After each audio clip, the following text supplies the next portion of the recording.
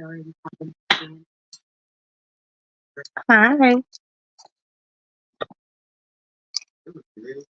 how is everyone doing? Hope this evening finds you mm, mm-mm, in good spirits. I know I am. It's been a very long day. I am laying in my bed with fresh sheets. I don't like to call them sheets, fresh linens. Mm. And I'm laying here. My cat is begging because I'm eating a little caviar and bellinis and creme fraiche. Now, I bought this caviar the other day when I went to Whole Foods, and needless to say, you know, I really hate that. Mm, mm, mm, mm. No cat. My cat thinks, stop it. She thinks that she's going to get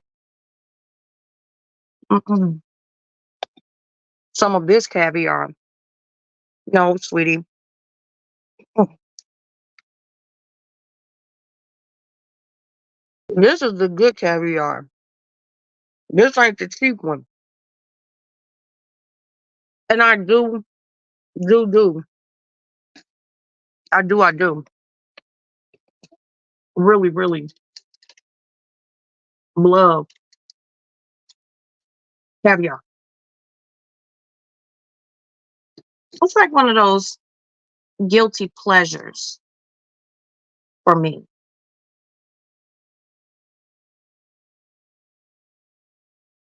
It's just like, and this is a bone spoon, and this is a little thing of caviar I bought the other day. And I want to say this is an ounce, and this is, it says golden, but it's not golden Australia. I love caviar. There are a few things that I'm always going to keep. Oh my God. Mm. I'm always going to keep food in my refrigerator.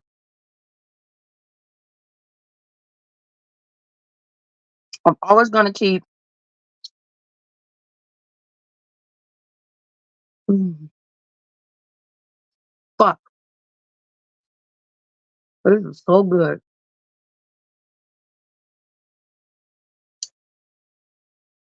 Mm. So I'm always going to keep bleach in my house. I'm always going to keep toilet paper in my house and paper towels. There's always going to be water and bread. Hey, Hood Hacks, what's happening, baby? Congratulations on Hood Hacks.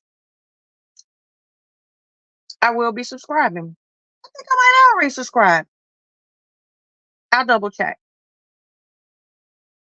I always keep, something for my kids to snack on.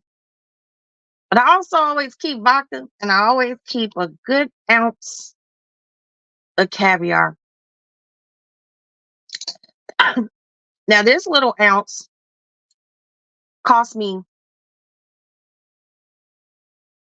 $98. I was like, hmm, you know what?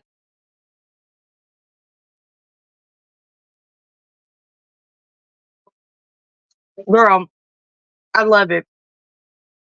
I did my laundry today. And I bought this caviar the other day, and I was just like, I was like, my laundry wasn't done. I know you're trying to say Whole Foods. Yes, girl. Mm-mm. My laundry wasn't done.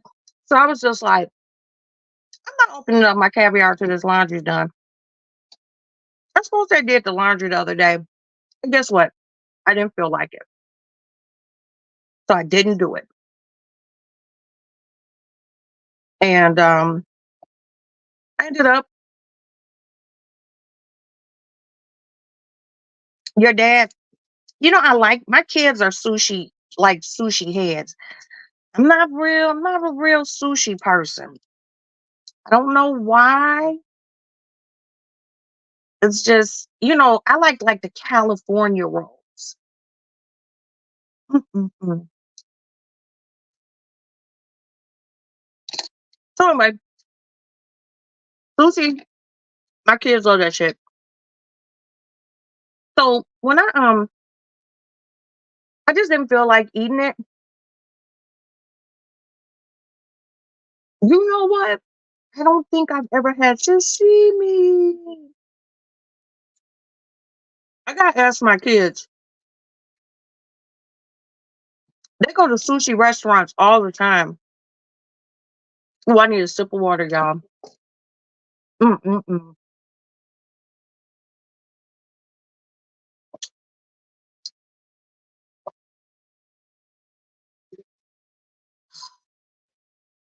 Delicioso.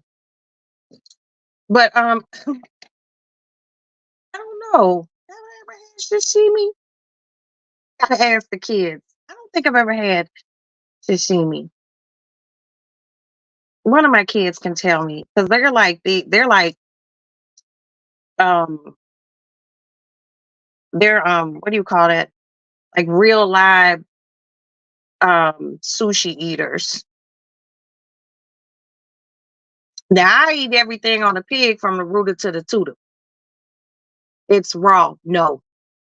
You know what? Tried it once and I think it was some salmon or something cut extremely thin. I couldn't get over the raw thing. I think I drenched that shit in soy sauce or teriyaki sauce. I couldn't get with it. I just couldn't get with it. Now, you do know what I like? Mm-mm-mm. I like steak tartare. I love steak tartare. You know, nice little bit of steak tartare with a quail egg with some good old toast points. I like California rolls. All that sashimi and not cooked ass fish. Mm-mm. Now I know I'm pushing to eating this caviar, but that's different. That's different. This has like a nice smoky nutty taste. And since I'm getting ready to be finished with this one, I'll probably get up in the morning and go buy another ounce of caviar.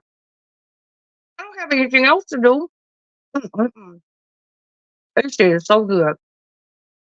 Mm. Look, I'm getting sad. Look how much is left. Hardly none. Mm. Mm-mm-mm-mm. It's the texture for you. Well, you know, I do like when I go to my local grocery store and I do get some sushi, I always ask them to open it up and put me some roe eggs on top of it. Roe eggs, I don't know what's the difference between roe eggs and caviar. Well, yes, I do. $100, $5, $10. That's the difference. But I like a little egg on my stuff. You know what I mean? Have you tried what fresh what? I've tried like you got to tell me, ask me. Hello Fresh. No, I haven't. You know, I'm gonna tell you why I haven't tried Hello Fresh. And what's really hard for me to try things like that.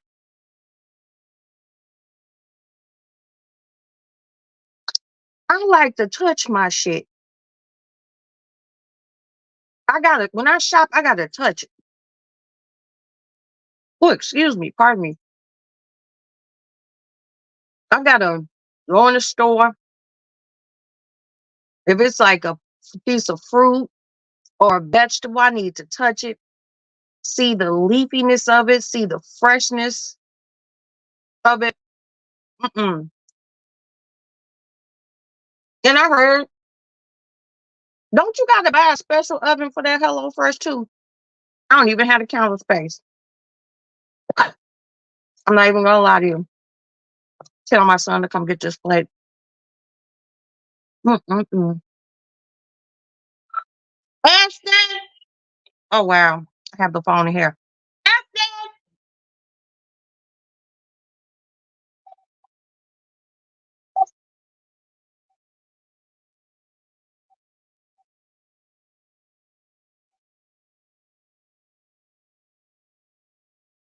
I'm watching this thing on Vice right now. They're talking about the show Sex in the City. Hey, can you take this? You can throw this plate away. You want to take some caviar? Sure. Have you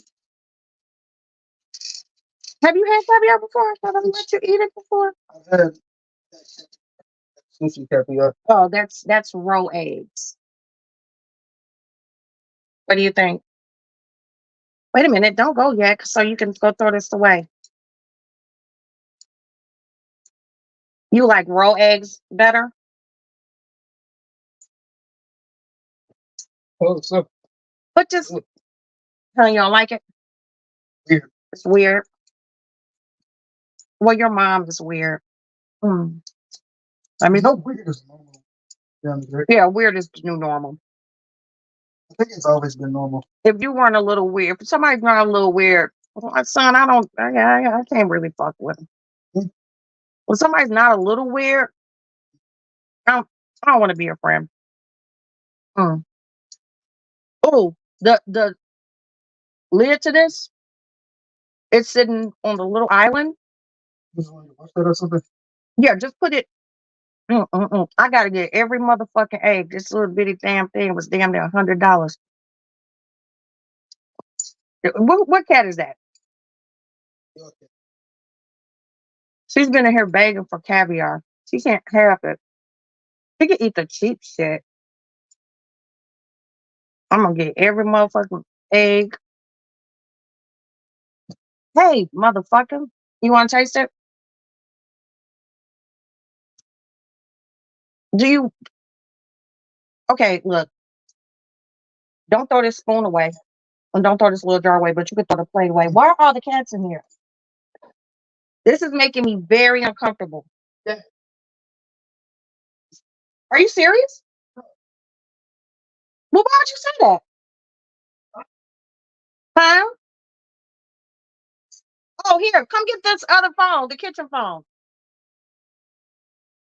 Well, Crystal's gonna be in her place like Saturday, and hopefully I can take him over there Sunday. It's that one.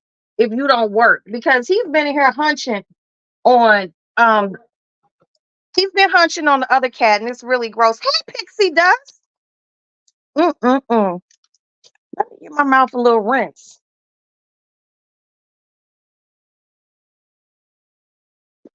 And there she also refreshing my lips. I'm gonna go up front. Now that I smashed that little tiny ass ounce of caviar and bellinis and creme fraiche, I feel so much better. Because you know what I really wanted to get earlier today, but I'll get it tomorrow. It's Tuesday. I wanted to go to Church's Chicken and give me the Tuesday special or some macaroni, coleslaw, and a biscuit. Hmm. But I didn't. And I was supposed to have started my cleanse, my detox, my son and I didn't. Why? Because I was being lazy and thinking about myself and what I wanted to eat. So my cat is literally just sitting there looking at me like, great. Okay, let's go up to the lady lounge. Oh my God, you guys, I'm so happy. Mm, caviar, a good caviar. And they don't sell it any larger at Whole Food. It's just that ounce. It's just that one little ounce. And it was good.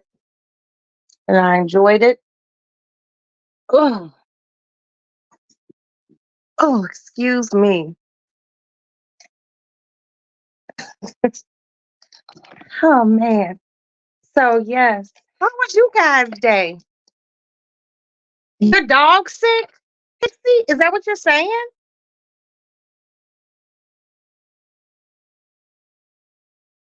Sick doggy?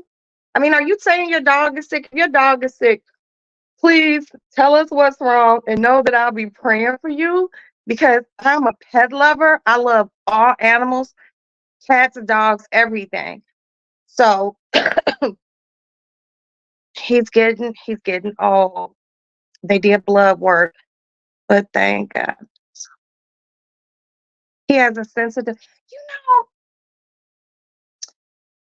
it's crazy that you brought that up. So earlier today, I went to go buy a pack of cigarettes. And the lady who owns a little corner store that I go to, she has two dogs. And I was just like, you know, what about a raw diet? And she was just like, I never thought about that. You might need to look into that, Pixie, to see if a raw diet will be good for your older dog's palate and his stomach.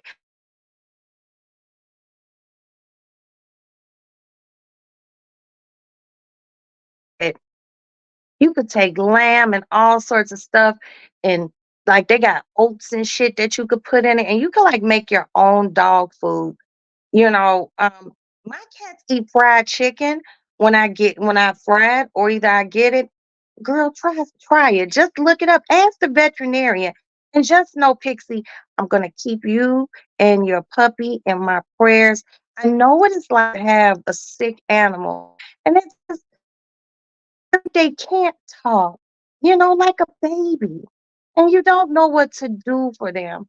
But I'm gonna send you positive energy and love that everything, you know, goes well and your dog starts to feel better. And Hood said she gonna send good energy too. You know, you have two dogs, so you both also. Ooh, now not to be in your business. Hi, Miss Magic. Hey, yes, I love that. Oh my God, what's I gonna say? Okay, this isn't just for us cat lovers and dog people.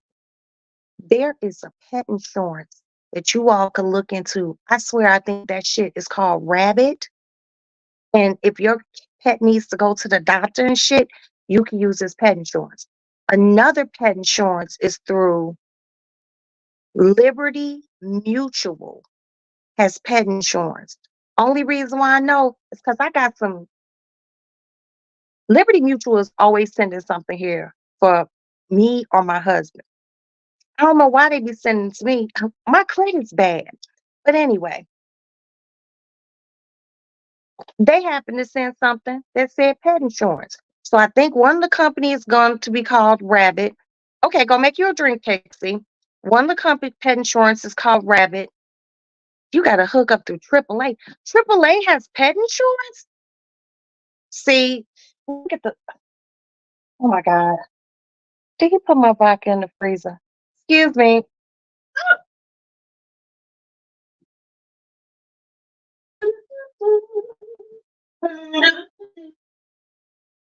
Yay! Vodka.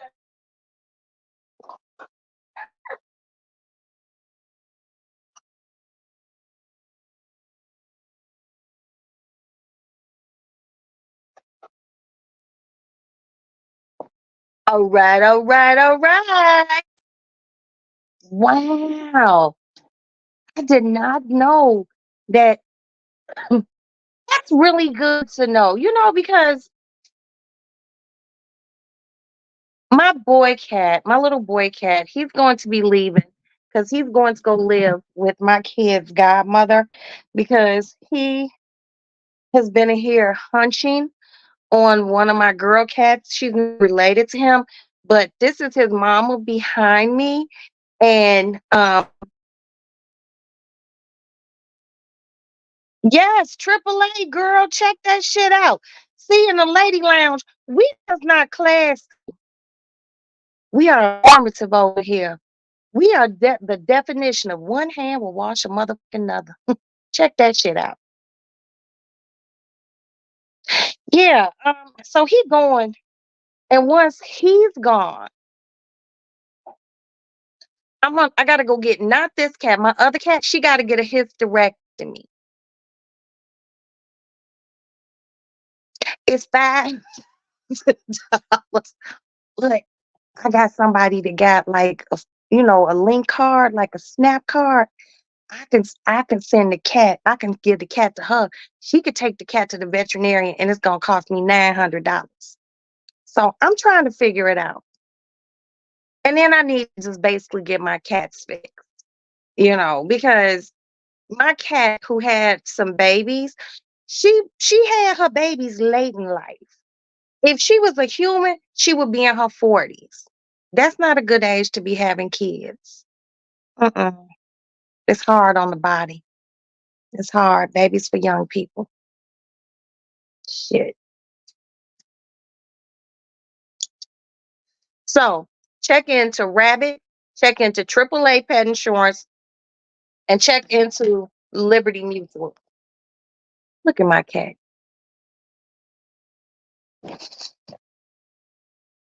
Mine's is fixed. I ain't got time. I know, Miss Magic. I don't be having the time either because when she had the kittens, so let me set the scene. It was about 3:30 in the morning, and I was asleep, and it was a good sleep. A little sleepy got like a little slob running down, and you might go, you know, because you feel it. I was asleep, and I was like, "Am I tweaking?" I heard really faint, "Meow, meow, meow." And I'm like, I don't know what my cat wants. What do you want? That was not a cue to come over here. Go drink. So I'm like, damn, am I hearing? I knew it was her. I knew I was like, damn. So I got up out the bed. It was summertime too. So I got my flashlight because I always keep a flashlight in my bedroom. And I got on the floor and I looked towards the back of my bed. Hi there, bite life. How are you, honey?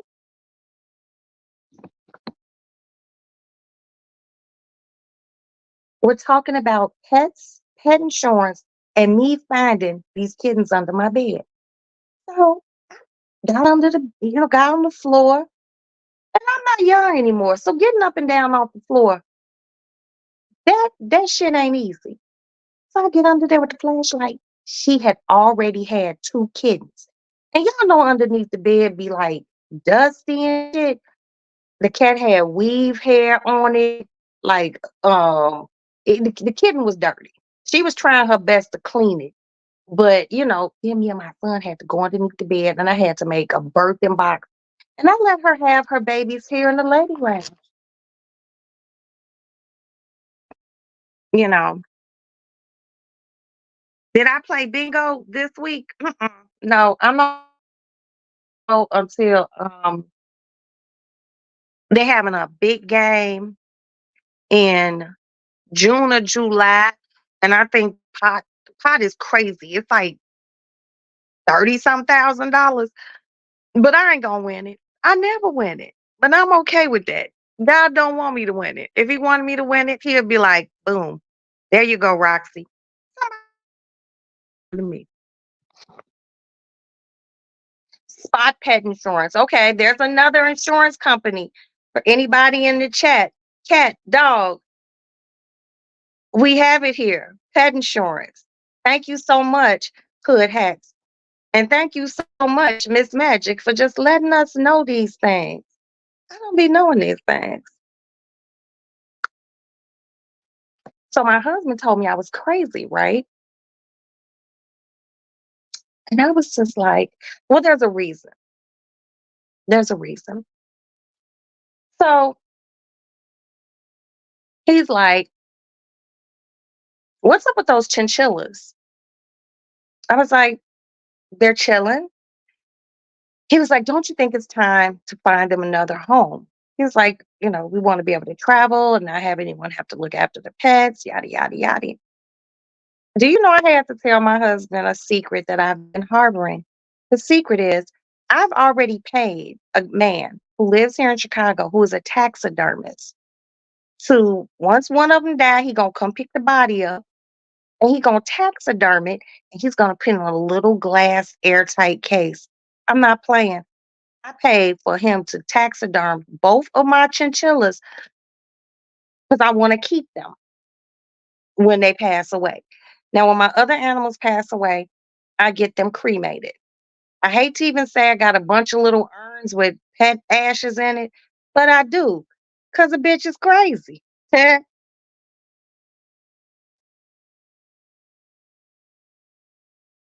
know that's right.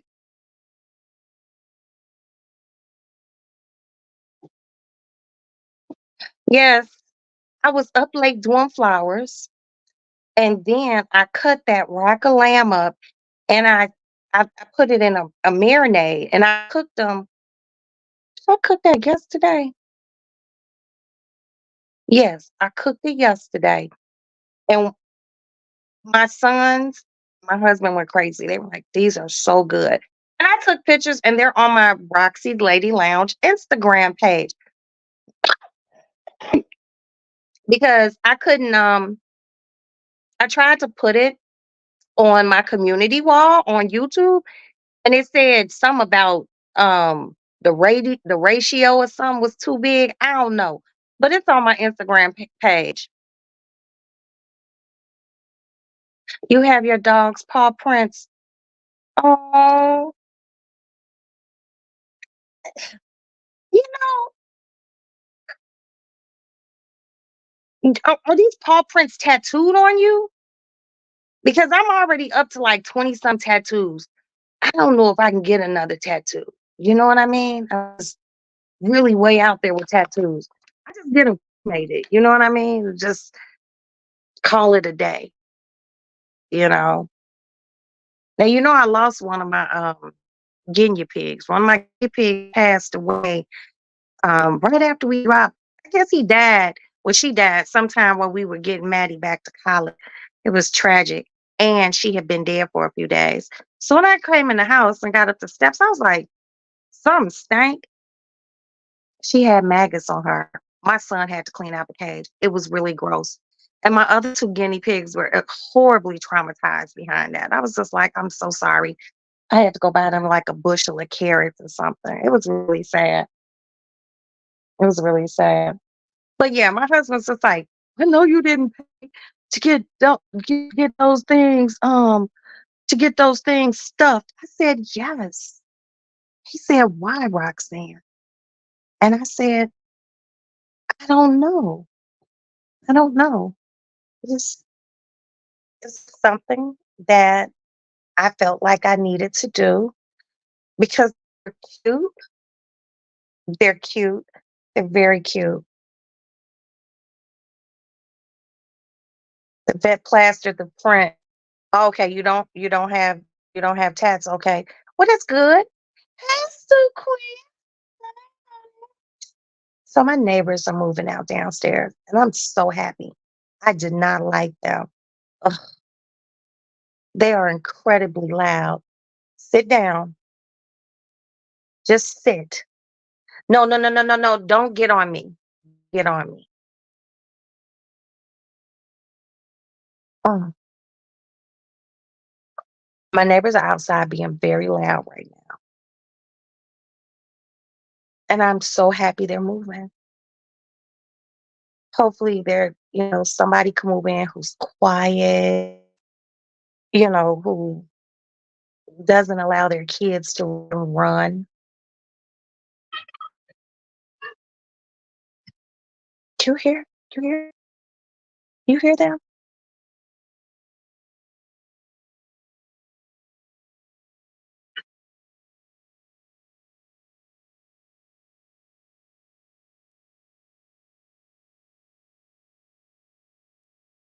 Did you all hear that? Ugh, you did hear that? That was them outside. My window is closed and they were being too loud. I don't like I don't like loud people, you know. I'm a real inside voice bitch. Yeah, exactly, Miss Magic. It's almost 11 o'clock. It's 10:45 Chicago time. And they're just being a little bit too loud. I'm gonna call you tomorrow because I got a question for you. Yes, ma'am. I am here. Call the house phone. Ring a ring a ling. Yeah, call the house phone. Right. Like, why do you have to come in and be loud like that? But they have to be out of here by the first. Why? Because they're loud.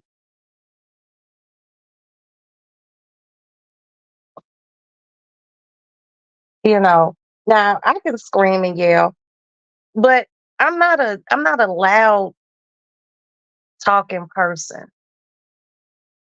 Not even when I get, a little tipsy, a little faded. I still try to maintain a certain level of decorum when it comes down to speaking. Fuck, I don't like loud. Oh, my parents had this friend when I was a kid, and he used to. Okay, wait, I'm on my way to bed. Have a good night. I will talk to you in the morning. Everyone else have a blessed night as well. Thank you, Astute. Get you some rest, sugar. So my parents had this friend when I was a child, and he used to come over, and he was loud, this loud, boisterous man. And I don't know why. I just did not. And he was such a nice person. He would want to, he was one of those people give you $5 and shit like that. But I never took the $5 because he'd be like, come here, Roxy, come get $1. He'd just be so loud. And I'm just like, and my mom, and I please don't anyone take offense to this. And I don't even know why my mother would say this. Because my mama is from deep in the heart of Mississippi.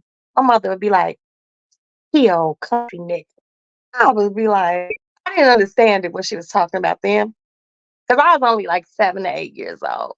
But everybody from the country is not loud. And then, you get older and you think about shit. And you're just like, who is she to call someone country? Girl, you was born in a house. Stop playing. But that's my mama. But yeah, I don't like loud, I have a birthday party to attend on February 3rd. If this place was not right down the street from me, probably wouldn't go. But this is a really good girlfriend of mine, good sister girlfriend, and she's an Aquarius. So it's just like, I have to go. I have to go. I don't know what I'm gonna wear, but I'm gonna go canoodle for a little bit. Um, because it's a day party. It's not a nighttime party. So that's right up my old ass alley. I'm like, oh, day party? Okay. So that party's coming up then in June. I think it's June or July. I gotta look. The Qs are having a party. It's called Bow Ties and Stilettos. I love going to that because I got plenty of pairs of stilettos. But I'm just hoping to lose a little weight, before June or July, whenever this party is. So my feet can slim down because my Louboutins don't fit right with my fat ass feet. Yeah, they don't fit right. You got to teach me the beef stroganoff. Pixie does. That's who it was. Now, Pixie, I told you, I said, hey, when I finish this live, because I remember the day you asked me to help you with the beef stroganoff, I said, go to my DM if you don't mind me having your number. Send me your number or let me know it's okay to video call you. Move cat, get some shapewear. That shit too tight. I can't do that because I'm already a little chunky. A bitch, I have to feel like I have to breathe. I put on a spank and I feel like I'm dying. No, thank you. Gotta lose weight. But I asked you to hit me so I could talk you through how to make the stroganoff. And I pulled a recipe. I actually screenshot it. I have to go back through my phone, but you didn't hit me. So at least I want to show you the recipe. Then, if you need help, walking through it, I'll walk you through it. I seen someone put with milk. The lamb chops, is that what you're talking about? I didn't cook the lamb chops with milk. I marinated them in water, salt, vermouth, like I would use for a martini, um, and just some seasonings. And I put it in like a double bag, two of them, where I cut them off the, crown roast, and I put them in a bag, and I let them sit in the bag overnight. They were so moist. No, I did not marinate them in milk.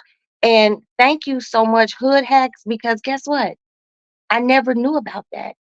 Thank you, thank you, thank you for even saying you can marinate or soak lamb overnight in milk.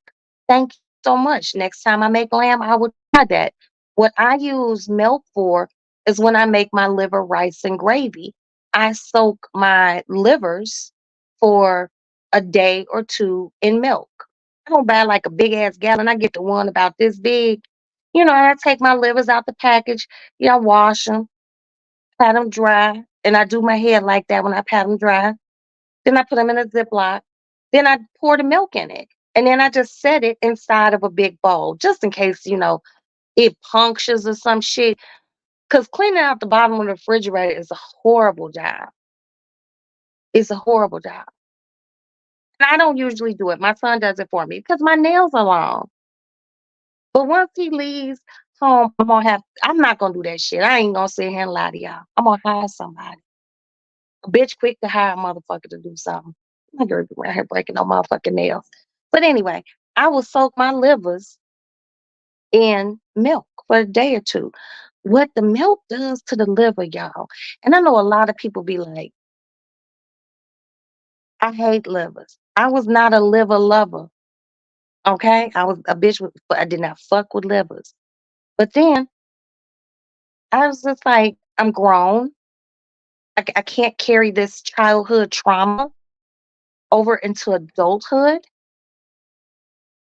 Let me do something different. And one of my friends' mothers was like, child, soak those livers in some milk. It's different. What it does is it pulls that iron minerally taste. Because you know what I mean? And it pulls irony bitter the liver can have in it. And my family, hold on. was saying, wait a minute, Pixie does.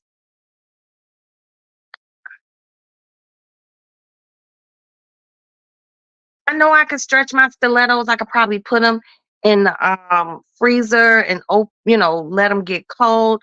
But this is just my call to lose weight. You know, I'll let y'all know when I'm really ready. I'll be talking shit, but I do need to lose weight. Okay, we're congratulating Pixie Dust. I'm trying to go back up. What?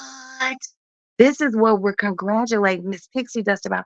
You got seventh row at Janet Jackson. Control. Girl. Now, I love me some Janet Jackson. You couldn't tell me shit when Control came out. Oh, I, I was wearing my hair in my face like that. A bitch stayed in some jeans and a black tight ass t shirt. And I had big titties. Oh, we. Mm, mm, mm. And then when the video came out, when she did the thing with the chair, my mom was going to kill me and my sister because we fucked up one of her chair. You couldn't tell us. We used the same chair. It was only one chair that was fucked up. It was a dining room chair. But we was trying to do what Janet Jackson was doing. My mother was like, have you all lost your fucking mind? It had nicks and shit in it. You couldn't tell us shit.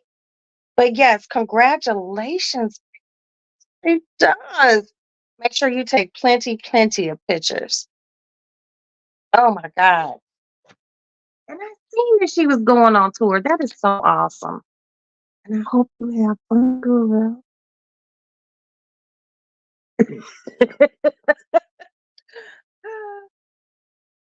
Man, you know, Andre 3000 is going to be here in concert. Him and his flute. Now, I've been invited. All the tickets are sold out. But y'all know I can pull some shit. But somebody's actually pulling this for me. So I'm just like, do I want to go see Andre 3000 play his flute? So the other night I was sitting here. Well, my homegirl, she my kid's godmother, and I busted out my flute, which I can't play. But I was in this motherfucking tipsy, and I was like, "Doo, doo, doo, doo, doo, doo, doo, doo, doo, doo, doo, doo, doo, doo, doo, doo, doo, doo, doo." Yeah, I don't know if I need to go see Andre 3000 play a flute. I haven't even heard what everybody else heard. I was just seeing memes of him playing the flute. Somebody told me it was really cool, but the person who want me to kind of go with them, I don't know if I want to go with them or not. Cause she don't be she ain't really fun, but she really in the know with people, but she ain't fun. And she one of those people who like to sit around when you go out and talk about everybody that walk past.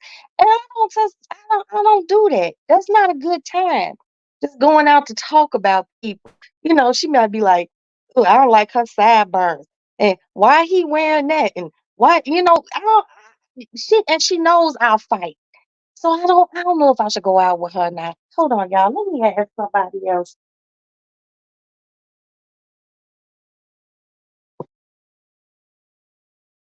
I didn't even know the brother was playing the motherfucking flute around this bitch.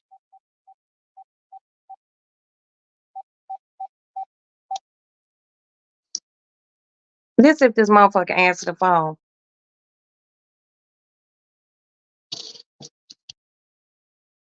Yeah, I did bust out a flute. Okay. How about unnecessary things like wooden flutes and fake samurai swords like the one behind me?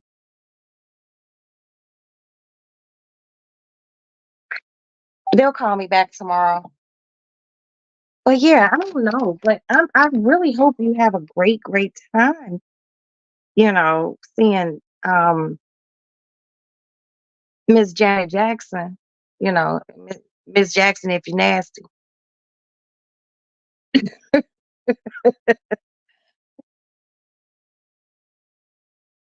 Girl, you got to go in that motherfucker. If I was you, I would wear all black, girl. I would take it back to her Control album. Tight ass jeans, some little bitty black combat boots, a little tight shirt, a cute belt, hair in the face like Janet, a red lip, maybe a Ruby Roo by Mac. Yes, yes. Yes, honey. It's mm, mm, mm. Well, that Rhythm Nation wasn't no punk either. But you know what? Y'all remember when she came out with that song? What was that song? Oh, baby, anytime the world gets crazy, all I have to do to calm it is just think of you. When I think of you, that was my video. That was my video. Oh, I get so lonely. Y'all don't even want to talk about. I don't want to talk about that song. Mm. Y'all know I'm going through menopause. I think one of my kids got made off that motherfucker. I don't know. But no, she was when she first came out and she was wearing a key in her ear, and she was like little chubby Janet, you know. And then Janet like lost all that weight and just came back and was killing people, doing album covers with her titties being held. And shit. I'm like, I love you, Janet. I love you. I seen someone say something about my beloved Beyonce. I gotta scroll back up.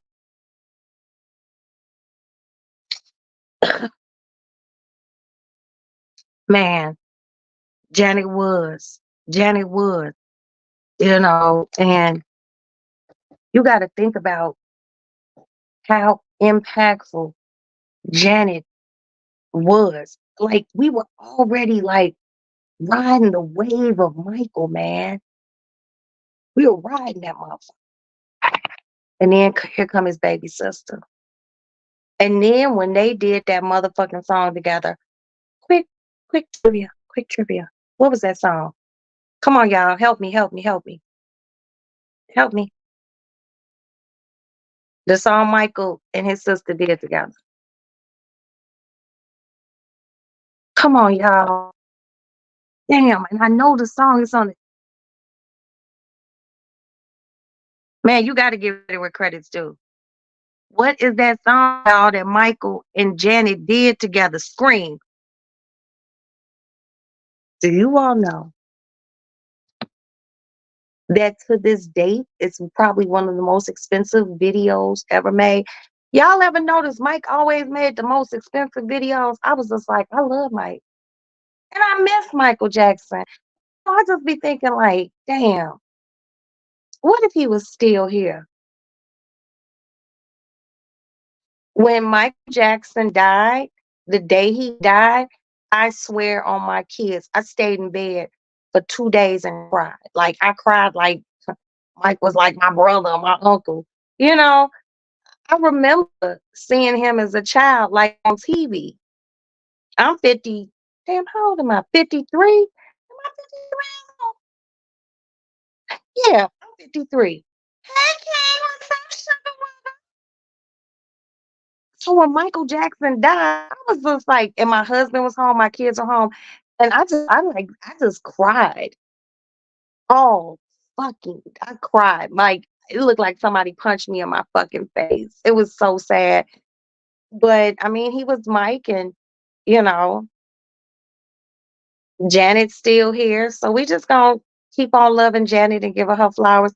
Janet was bad and still is bad. Janet waited to 50 years old to have a baby. And then she just didn't have no baby with some mark ass, punk ass motherfucker. She got her one of the richest men in the world. And he told her, if you stay with me, if we make it for such and such years and you have a baby and you want to divorce me, you get $500 million. Can you imagine?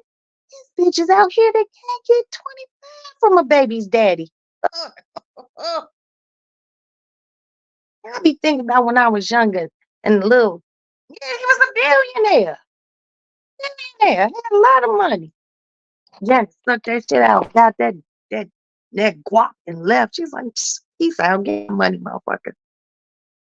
Oh, when Prince died, I was also beside myself. Do you know the first that I ever went through in my young life was Prince's Purple Rain concert here in Chicago out at the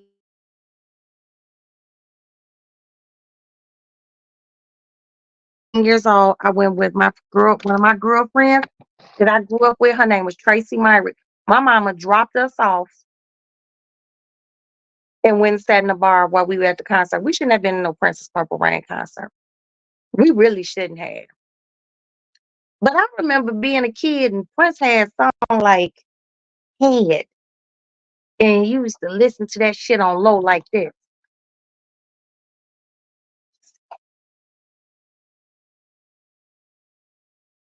Let me tell you something. I didn't know what Head was. I had to ask like one of my older family members, like one that was a teenager. Because Head came out, I was a little bit younger. I'm like, what was what's Head? Like, how do you know that word? Heard Prince say it. They're like, Rocky, I don't even want to tell you what it is. Just tell me, motherfucker. And they told me, and I was like, what? And I still love Prince. Prince passed around Easter that year. Yeah, Prince was just, I don't know. It's like I loved his music. And he was a pretty little man. But like Prince, I always tell him, like, when you sitting around with your good girlfriends and you're talking shit, I don't think Prince is the type of man I would have. I don't think I would have went there with Prince. He was just too little. I didn't like little men. I don't like little men. I like big men, but not fat. I don't like no fat motherfucker. Shit, we both can't be fat around this bitch. I've always liked a tall. I like tall men. Tall. I think the tallest motherfucker I ever dated was like 6'8". But he played basketball too. So, you know, great. What? Your great aunt babysat Prince? Oh my God. And he knew how to play basketball. He was a surprise right there. I just be wondering, like, because he would have all those women around him. Like, was Prince packing? Hmm, I don't know.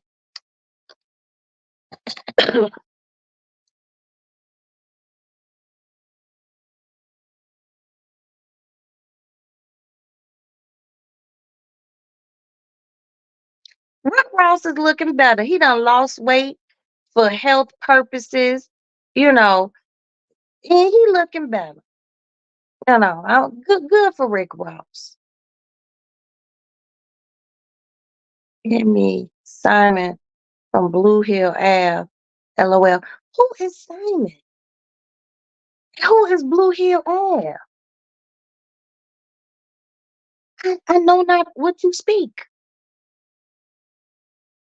You fat evening, but you love a big black burly ass motherfucker. Okay, let me put that up on the screen right there. Damn, I'm taller than somebody. You done it, God. Cause I'm only 5'2". I'm short too, but you like little bitty, like, oh sugar. Oh my God. But you know what? I got big feet. Now I don't know what size shoe you wear, shouty, but I wear a size 10 shoe and I am 5'2". I got some big ass feet. Like if we ever somewhere and you can't swim, hold on. I'm gonna flip us straight to the shore. Like my feet are big. They're pretty too. It's really crazy. Big ass feet. You wear a 6. Holy shit. I haven't worn a size 6 shoe since like probably that's my vodka. Back off. You love me? Uh-uh. Don't rub no fur on the road, baby. You know I don't play that when mama wearing these robes. You want vodka?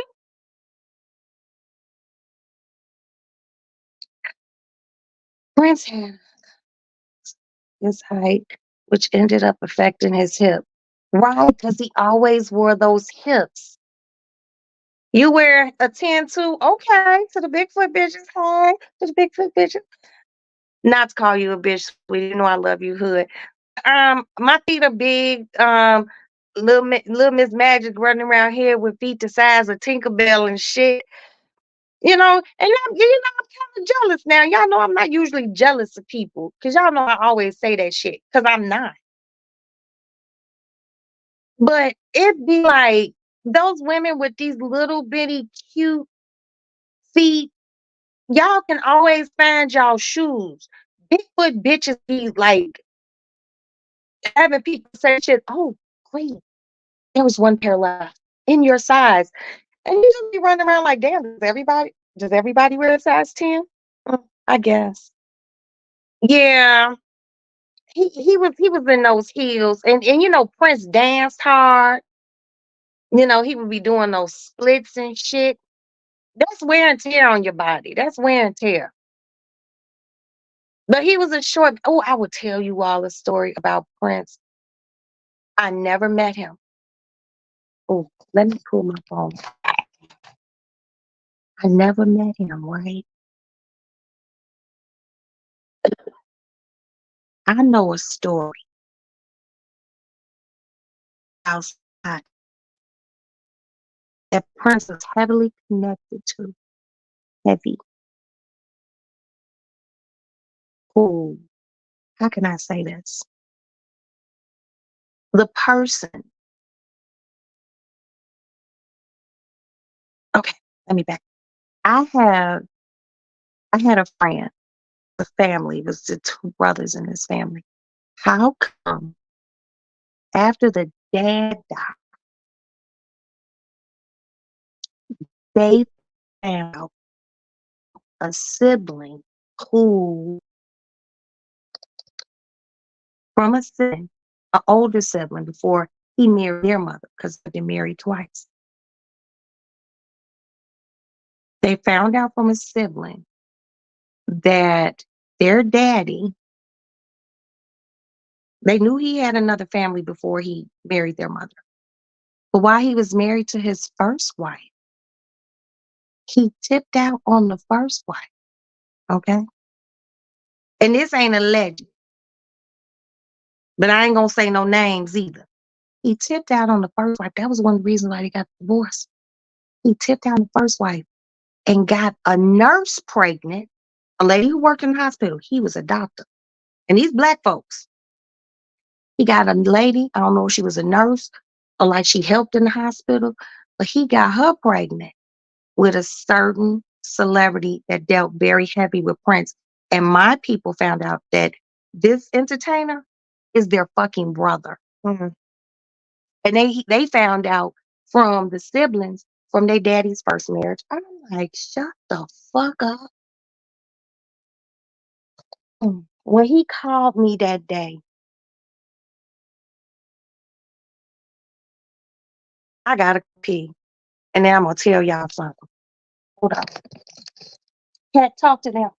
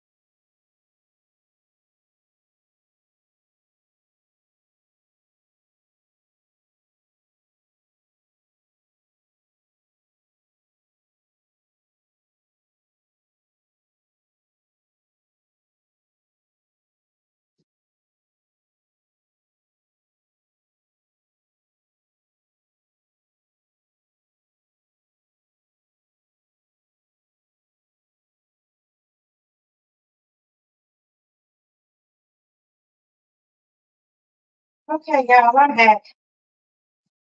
Y'all know that when Miss Roxanne uses it, Miss Roxanne washes her hands. You met Bill Cosby. You know what? I ain't even gonna sit here and lie. I don't seen a lot of young pictures of Bill Cosby. I found him to be very handsome. That's all I'm gonna say about that. Let me get back to this story. So you gonna get up here now? You can't get on my road though. Okay, sit your ass down. So this person, we were very tight. We had known each other for a very, very long time. And his father passed away. Now his daddy was a Southern gentleman and he studied medicine and he was a surgeon. He was a black surgeon. Okay. Handsome. Their daddy was handsome. Their daddy was finer than wet cat hair. But daddy looked good. So they weren't living in Chicago at the time. They was living someplace else in the United States. That's all I'm gonna say. You dated Tony Rock. What did he? I don't know. Just let me know, cause he give me that energy. But anyway, so the daddy was a doctor, and he got married to the first wife, right? The daddy was also a hoe. Can you say hoe, boys and girls? Daddy was drill tipping all over this hospital, someplace else in Chicago, but not someplace else, not in Chicago. He's in another state. Daddy was originally from the South, but the hospital wasn't in the South. It was in the Midwest. And he got this woman pregnant. hmm He got this woman pregnant. And she ended up leaving this certain Midwest city and going to another Midwest city. And she gave birth to an artist that's very tightly associated with Prince. Now, let's fast forward. So the daddy died, right? And since my homie was a doctor, anesthesiologist, I like to keep, a cute amount of friends with some money around. Um, he paid for his daddy's funeral. So he had been talking to his siblings. He's on the phone like this with the siblings from the first marriage. They all doctors too. Ain't that crazy? He on the phone talking to them. One of his older sisters was like, such and such as brother. He was like, what? No, he not. And the older siblings be knowing everything. Younger kids don't be knowing shit. And she was like, yeah, let me tell you what happened. And she gave him the rundown. That's why the daddy's first marriage, his first wife broke up. Because daddy was making house calls. So the lady ended up moving to Minnesota. Okay. She moved to Minnesota. Hey, she moved to Minnesota and she gave birth to a dude who is a entertainer to this day. Keep this shit. So I'm on the phone. He called me to tell me. I'm like, what? Nigga, say word. I'm like, let me go on my phone and pull up some pictures of him. I pulled up pictures of him, which I've seen him practically all my life on TV and movies and videos. Swear to God on every motherfucking thing I love. Dude look like my friend's older brother. His older brother only older than him by 2 years. Look just like him. And I'm like, don't y'all think you should reach out to him and let him know that, hey, I'm your brother? I got one better for you. He done met him. But guess what? When he met him, it was at some shoo shoo foo foo fancy party and dude was there. How come they were just sitting there talking? Motherfuckers didn't even know they were brothers. Babe. Hmm. I'm telling you, those black family secrets run deep. People don't be realizing how deep family secrets be. I'm telling you. I had a situation like that before with one of my friends. What? Mm-mm-mm.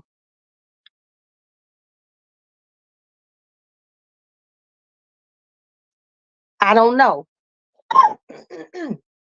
I don't know if they know now because me and homeboy fell out. Known each other probably 30 some years. Our fallout was his fault because he didn't listen. I can't tell no grown motherfucker what to do. But when I tell you something, like take heed to it. And he blamed me for a mishap that he brought upon himself. So I don't know if they ever spoke.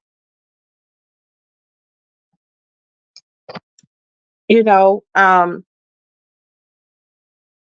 and he was like, "Oh, I don't want him to think I want any of his money." I'm like, "Nigga, you know, at this point in your life." And he was just like, "I don't know." So I don't know if they ever. Hold on, please.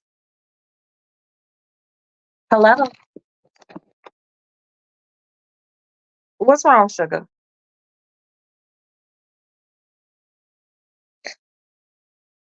You don't have any pampering.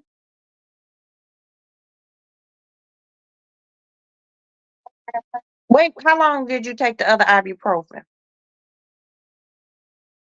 You give it about 30 minutes to kick in. Um, why don't you go get in the shower and let some hot water hit your back? Okay. Okay. Well, if you got it, just keep a trash can next to your bed and put your feet up on your pillows. Elevate your feet. And when that ibuprofen kick in, you'll feel better. If it don't kick in, I'll call and get you something stronger. Okay? Oh, you want me to have some food delivered to your dorm? You want to eat? Okay, don't eat. Just lay still. Well, okay. Okay. These aren't prescription ibuprofen, are they? Over the counter? Is how many milligrams? Oh, girl, take you could take two more.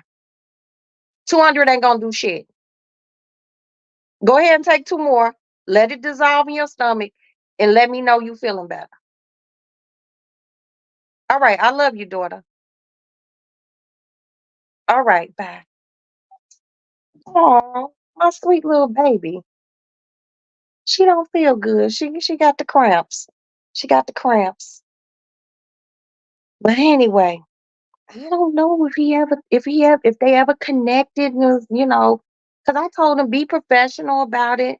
Find out if he has an email or shit, slide in that nigga's DM. Be like, hi, how are you? My name is such and such, and my brother's name is such and such, and our father's name was such and such, and we believe our father was your father because our older sibling from his first marriage told us. I bullshit you not. But I ain't the type of bitch to like just put people shit out there. That's not my business. It didn't have anything to do with me. But when it popped, motherfucker be calling me like, bitch, what should I do? So but I didn't tell y'all nobody's name other than the person's very closely related with Prince. That could be anybody. It could be the white guitar he played on in Purple Rain. Who knows? But I ain't gonna tell you. Think about it yourself. Did you see Kurt Franklin's story on YouTube? No. Mm-mm. Mm-mm. And I like Kurt Franklin. I like Kurt Franklin. Like when he first started coming out, his music, like when he came out with Jump, that shit just used to make me feel so good. Yeah, I like Kurt Franklin, but I didn't see his shit. I didn't see it. Boy, son, I don't know. Kurt, and I think he a short man. He might be a short man. I like Kurt Franklin. You know, I don't be trying to pass too much judgment on people. You know what I mean? He found his dad and his mom. What?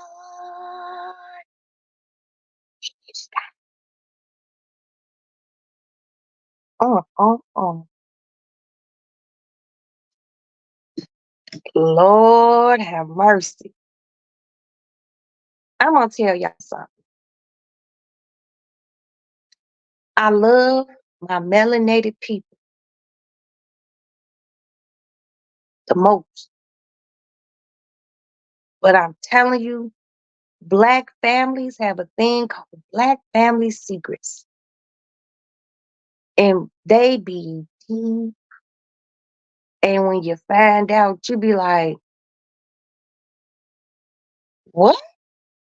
Because Black families back a long time ago, to me, were even more prideful than, oh, excuse me, than people are now.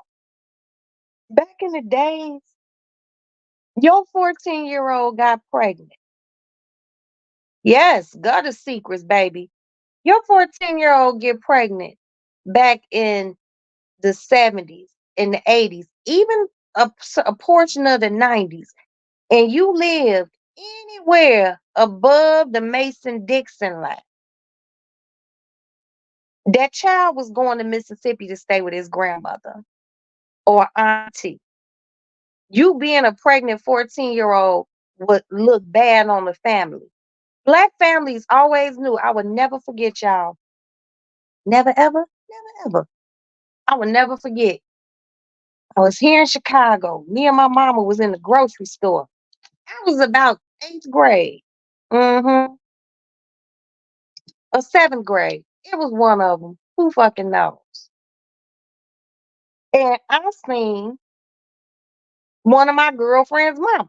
And then I was in elementary school. Okay. I was in elementary school. And I seen her mother, my mom pushing the cart. And I was like, ran up to her mom. I was like, just like, hey, I'm like, hey. And I asked her where my girlfriend was. And she said, oh. And she spoke to my mother too.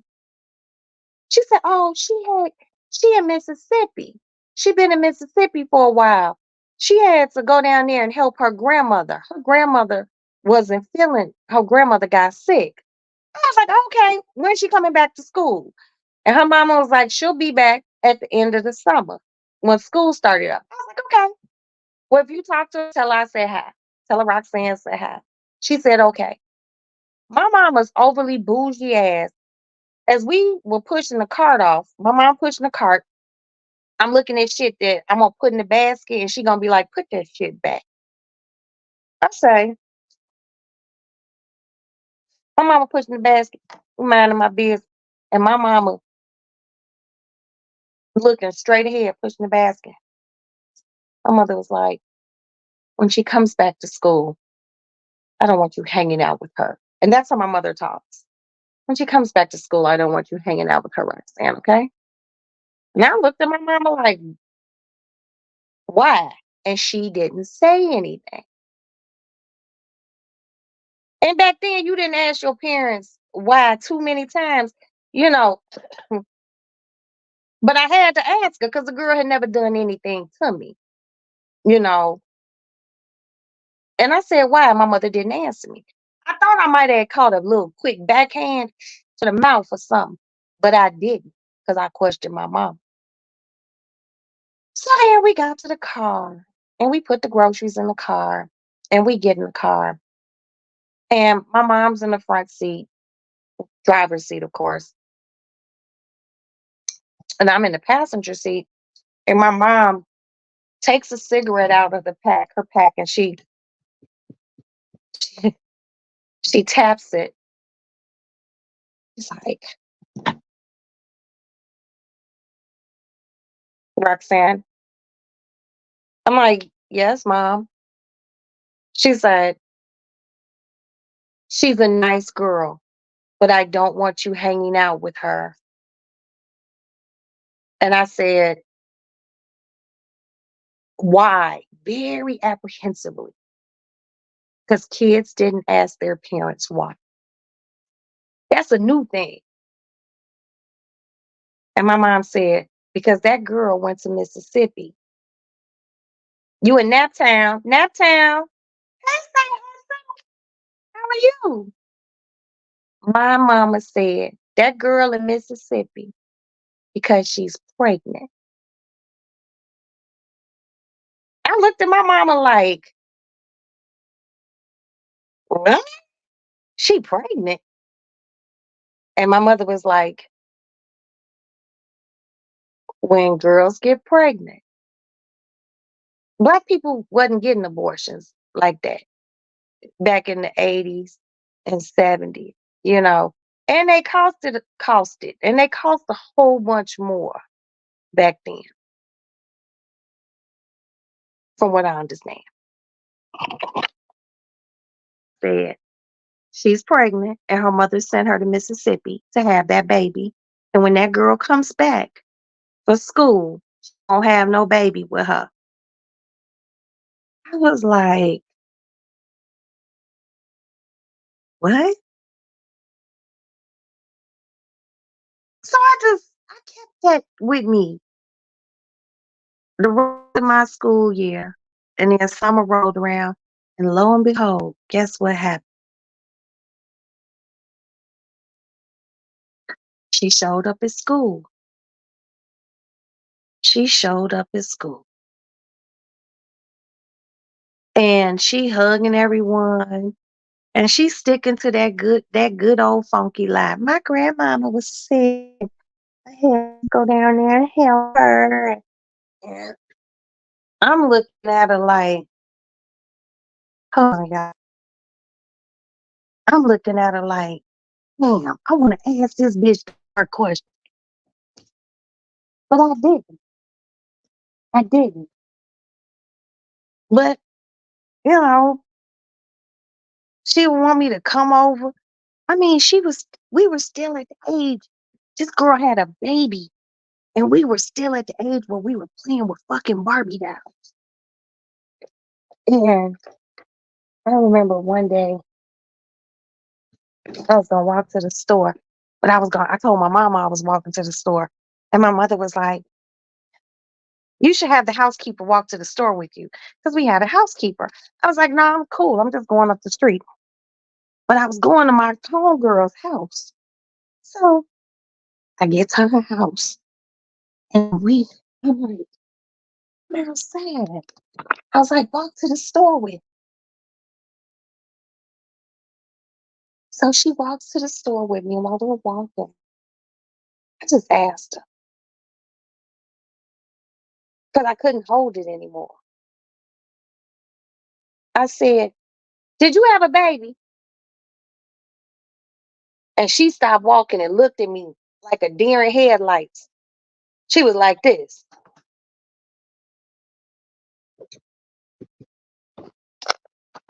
And she said, why would you say that? Why would you say that?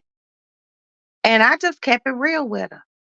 I said, I heard that when girls get pregnant up here up north, they send them to their family down in Mississippi, Alabama. And she just got quiet, and she started to cry. And she said, yeah, I had a baby. She had a little boy. I was like, where's your-" And she said, my aunt gonna raise. And she was like, don't tell nobody. I was like, I'm not. But then I kept it real with her. I said, my mama said she don't want me to hang around you. And she said, why? I said, because my mama figured out you had a baby because your mama told me and my mama that you was in Mississippi helping your grandmother. And she was like, don't tell nobody. I was like, I'm not. But it's crazy because as I got older and hanging, being around friends I was in elementary school with, knowing their parents, and just having those conversations with their parents, everyone knew, all the parents knew that that girl was in Mississippi because she was pregnant. Black families were different back in the day. So Kurt Franklin having that situation and his mom still not keeping it real with him,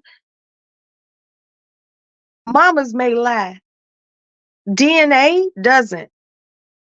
It doesn't. You know, if mama was out here thotting, she should just kept it real with him and been like, because back then they didn't have no DNA test and shit. Just keep it real. Like, I blamed it on the one who had the good job and not the one who didn't have a job. Because, sometimes there be women out here that like a good piece of broke ass dick. Okay? And those usually be the ones who lay it down better than the ones who work it. Hmm. But black people will take that secret to the grave. Hmm. Black folks won't tell. You got to get, like an old person, got to be damn near getting ready to go see the Lord before they tell you who Uncle Harold's actual daddy is. Because Uncle Harold don't look like nobody. People don't be realizing till their parents pass away. They daddy had a whole family on the other side of town. When those older people, that older music that we love, that we grew up with, those be stories of shit that really happened. You know that, right? Uh, but I don't know if my homie, ex homie, ever got in touch with dude to let him know that he was their brother. You know, shit. I could tell y'all some stories. Woo. I could tell y'all some stories. Hell, I could tell y'all some stories about me, but I don't want y'all side eyeing me like, damn, what? In time, I will. In time, I will. But yeah, it's like black people had a different sense of pride. You didn't hang out with girls who was fucking because even if you was fucking and no one knew you was fucking, but they knew your friend was fucking, it was the birds of a feather flock together. You know,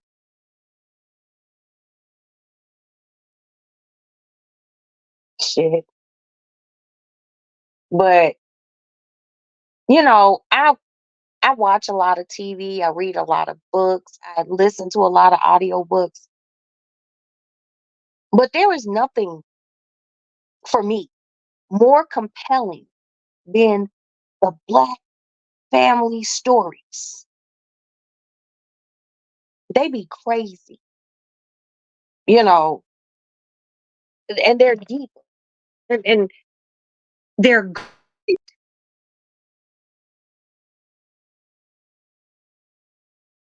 people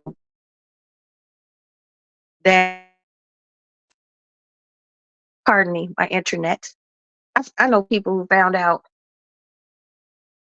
that they aunt was their mama after the woman who died that they thought was their mama because they done had to clean the house out and found their original birth certificate.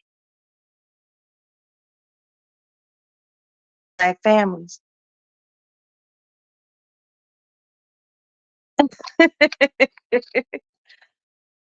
you know, um, and it would be like interesting to do. like if I met like with 50 black people and they tell me a deep family story, a deep family story, and I put it in a book. And of course the proceeds would go to me and them because you telling the story. Some of the stories that I've heard, like just from my family alone, I just be like, what? You know, one of my childhood friends was like that.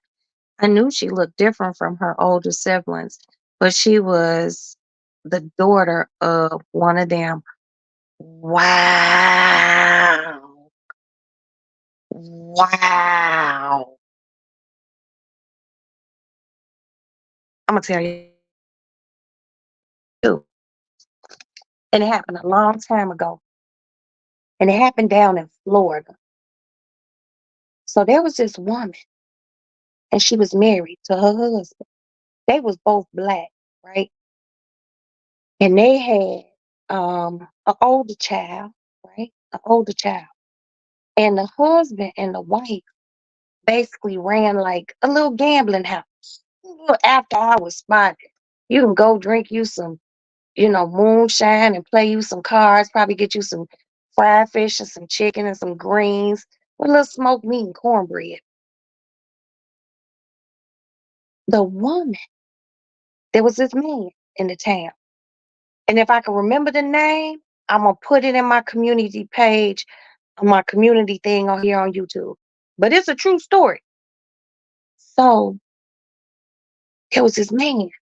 He was a white man, and he was the doctor in town, right?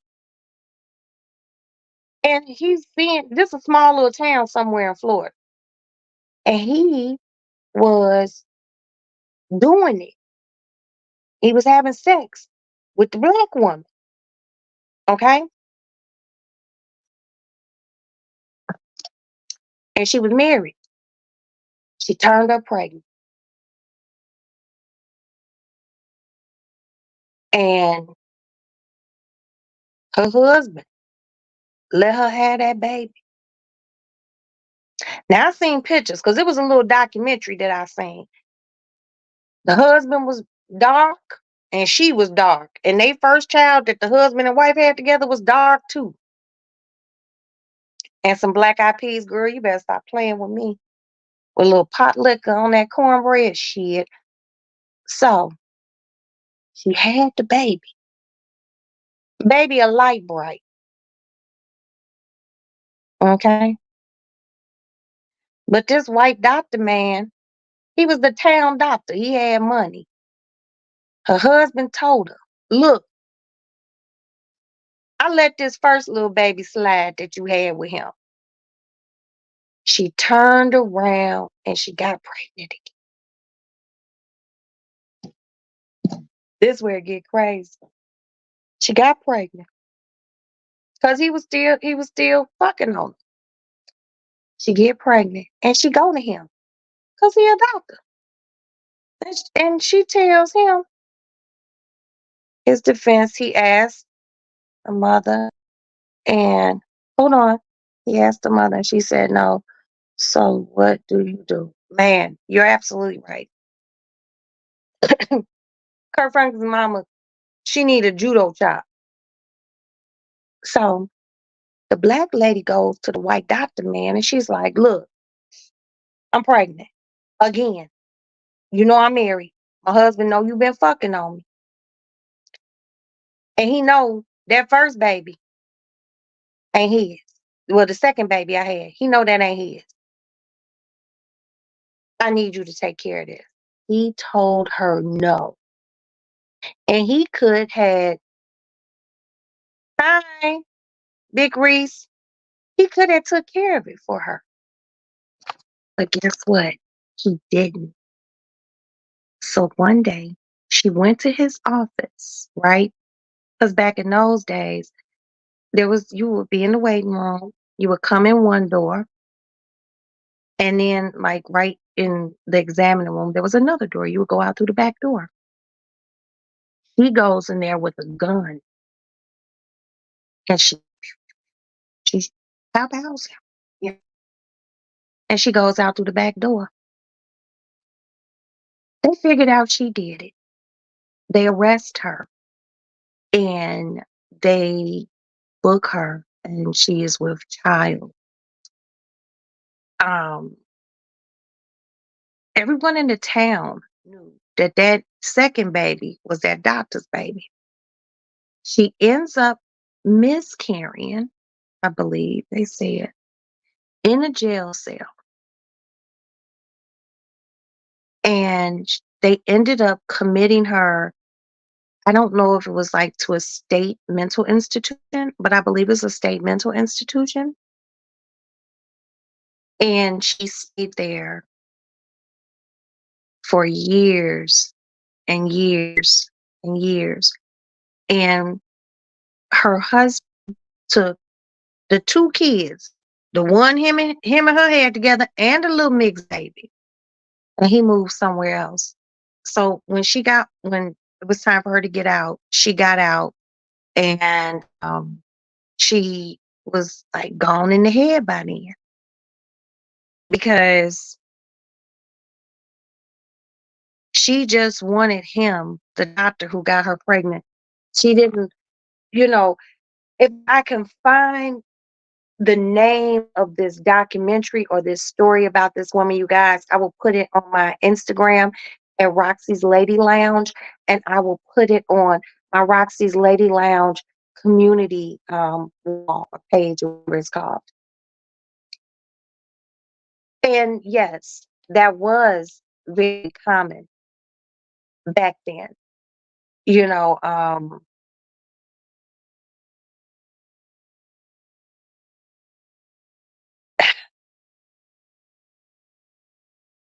it's just crazy that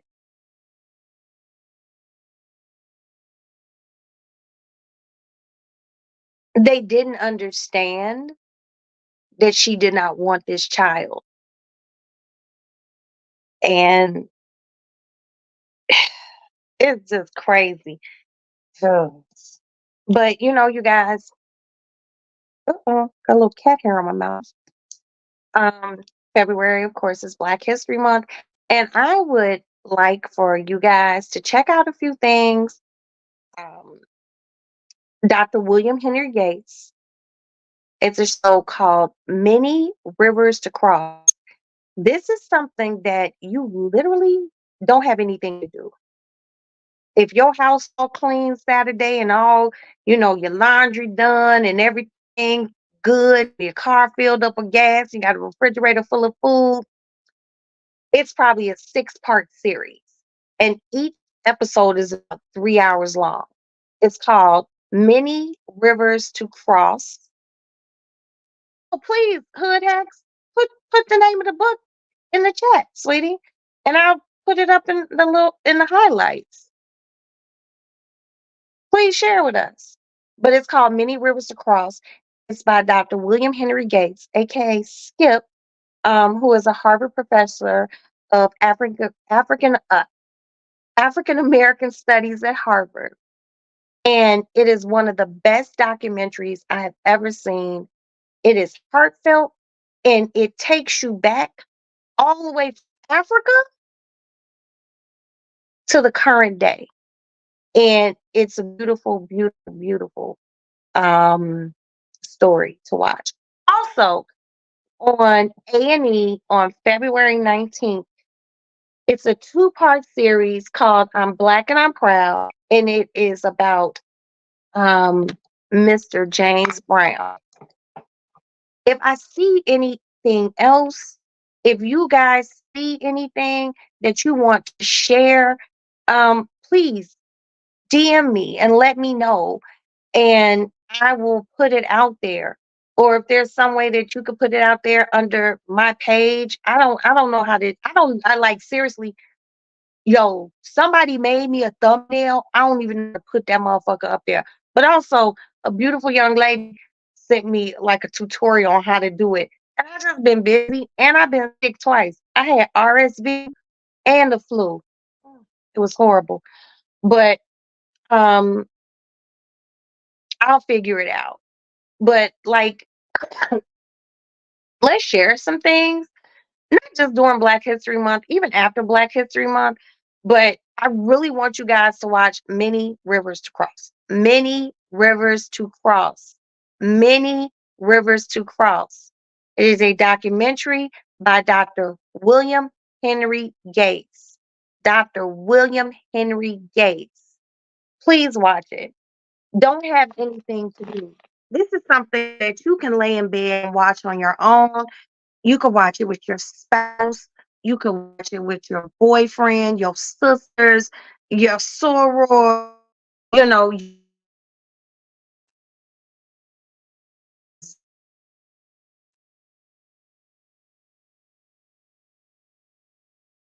one,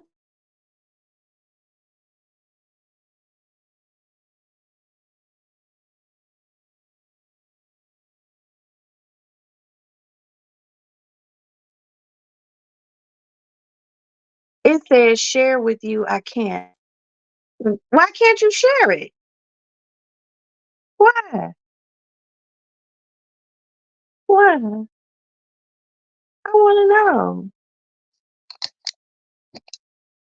Well, pick. You can't share it on here. Can you like at least DM me so I can like share it? And can you include like, the cover of the book or anything you want to share, like a picture of it, so I can post it? Because I want everyone to know. I want everyone to know. But that Mirrors Across, it might come like at 11 o'clock. And it usually comes on during Black History Month. It might come on at 11 o'clock, and it's probably not gonna go off to 7 o'clock, 8 o'clock that evening. Just order some takeout, have some water, or whatever, libation that you wanna, take in. It was just wonderful. A wonderful author. Too bad. I'm cool. What? What? Pixie, I'm gonna have to track you down because I understand it.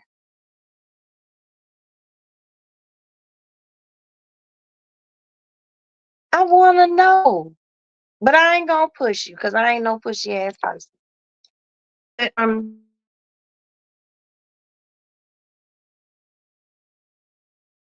and and I've also told you all about two documentaries that you can find on Netflix. It's called High on the Hog. That is High on the Hog. Um, it is a lesson in culinary cooking of melanated people and where certain things started and everything like that. There's teach me to cook. Okay, I got you, Pixie. All you gotta do is hit me up. Go to Roxy's Lady Lounge DM, and I will teach you whatever you need, honey. And I don't be doing shit. All you gotta do is call me. Be like, Big Reese, Cine, wait, Cinegang, Cinegang, Big Reese, Chicago. The High on the Hog. They had one, and it's about 5 episodes, and they just came out with the new one, which was probably another 5 episodes. It came out in 2023. It's on Netflix. But the beautiful thing about the first one was how I learned. And I'm a cooking bitch. Y'all know I love to cook. How I learned that okra huh, was native to Africa. Okra was not native to the United States until slaves were bringing them over here in their braids or tucked in things. They came over here with nothing. They didn't. It's not like they came with an overnight bag. Um, Okra is native to Africa. Black eyed peas are native to Africa. Um, what else did they say was native to Africa? I swear, and I might be mistaken. I believe they said watermelon. Hold on, y'all. Hello.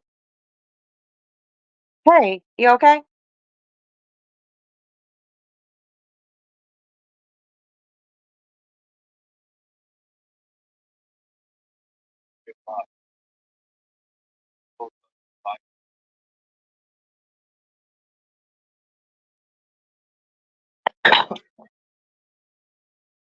Wait, wait. It was a.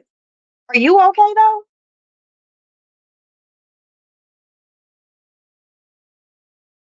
Okay. Mm. So somebody put a couch in the alley and set it on fire.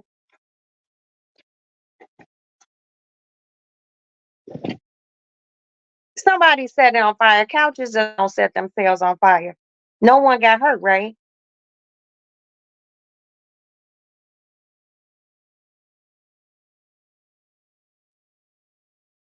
Okay.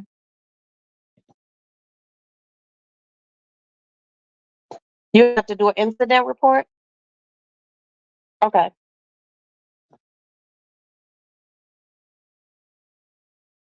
Were you the first? Were the first on scene? Oh wow, you were the first on scene. Okay.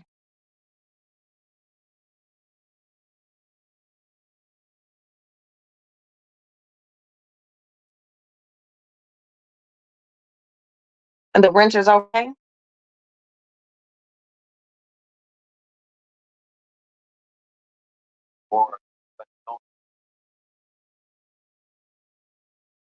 So who gets the initial report? And do they need a supplementary report?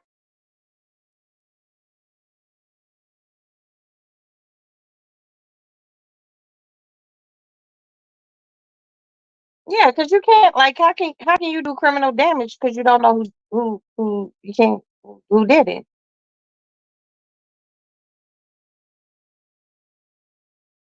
All right, well, while you out being a hero, you get safe home to me.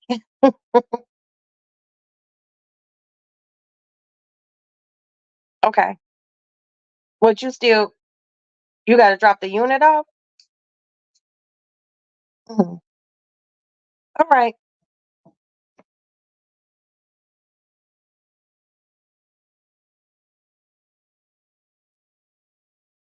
All right. Well, I'm proud of you. At least it wasn't a 10-1. Get on home to me. All right. I love you, sugar. Bye. I'm so sorry. Um, yeah, Chicago be busted. But I really want you guys to check out High on the Hog.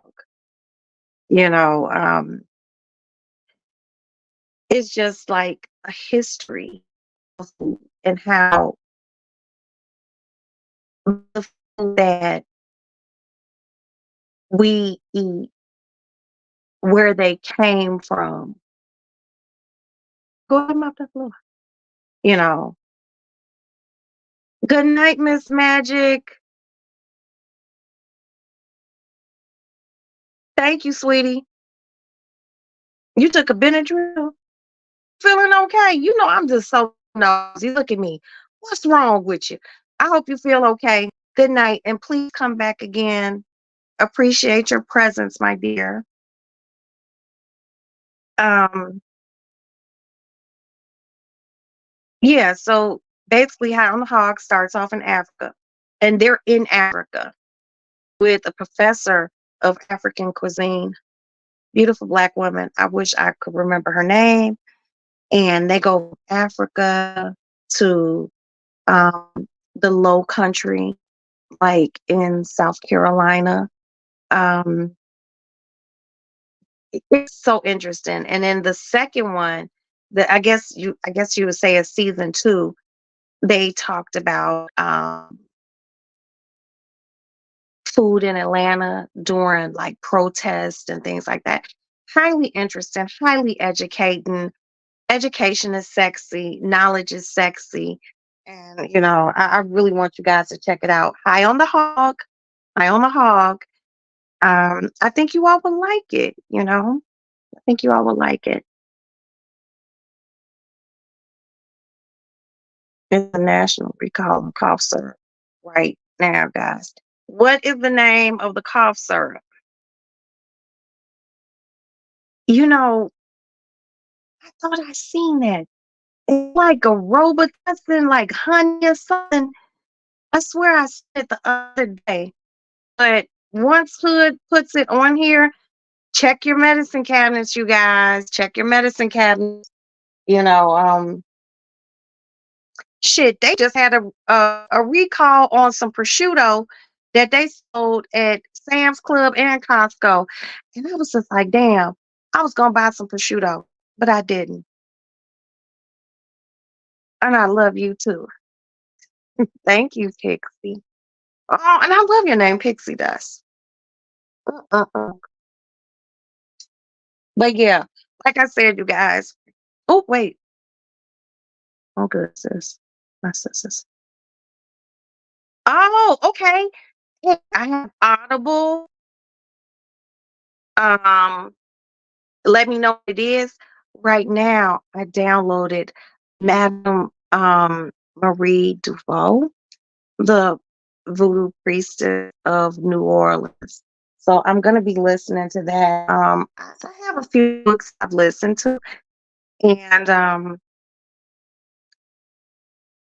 I like period pieces about Black people.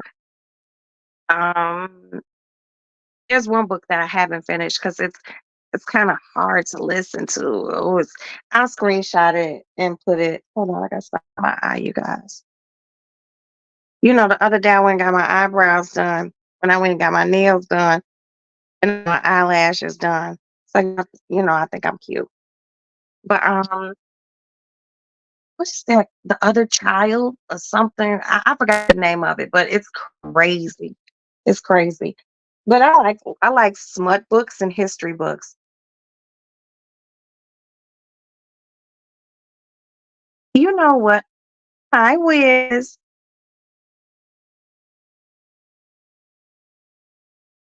Have you got Instagram? Yes, I do have Instagram. It is Roxy's Lady Lounge at Instagram. Well, the if you're looking at it in the Walt Disney terms,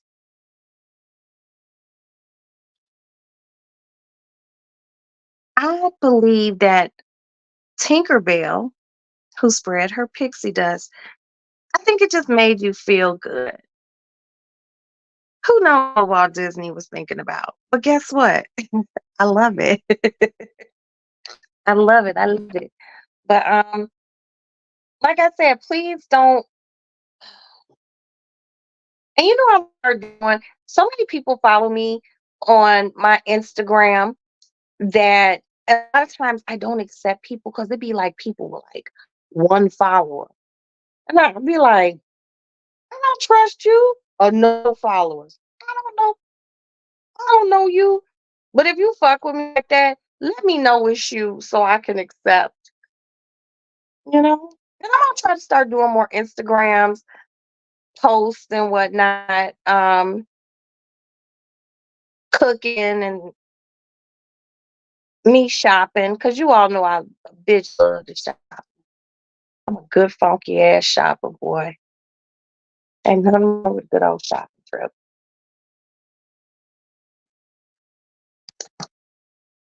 Robitussin honey. Okay, she put it up. There it is.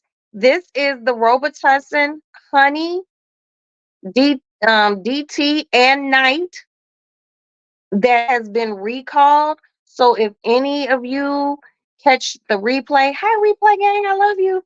If you all see this or anyone that's currently within this chat, check your medicine cabinet.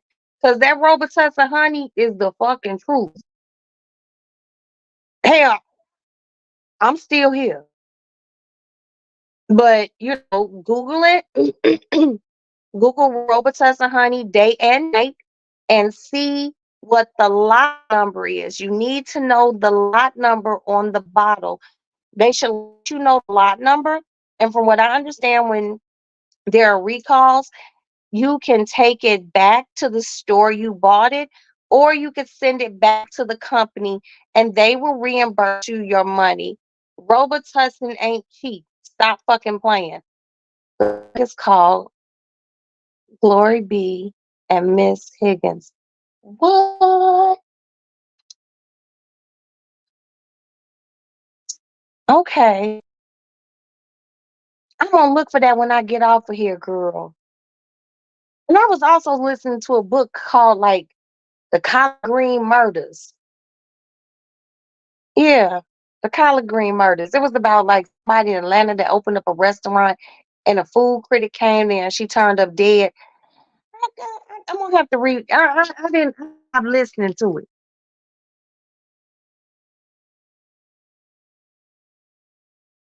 To it. No, I don't know how to fix it. I promise. I promise you. I what? Girl, I can cook. I can walk you through cooking. Promise you. By the time I show you some stuff, you get. I didn't know how to cook, but I stayed in the kitchen with my mama, and then I married my first husband, and I wasn't with my mama, and I just carried. Am I picking up?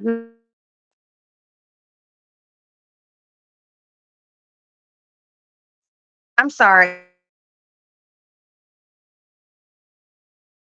Just like it is here on IG.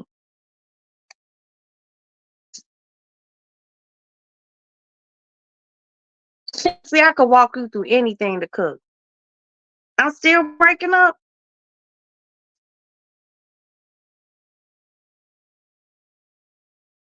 I hope this is better. I hope this is better.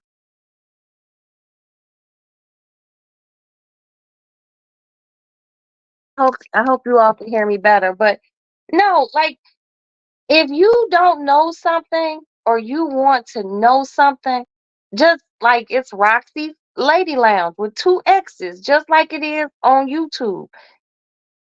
And I will friend you. Just let me know it's you.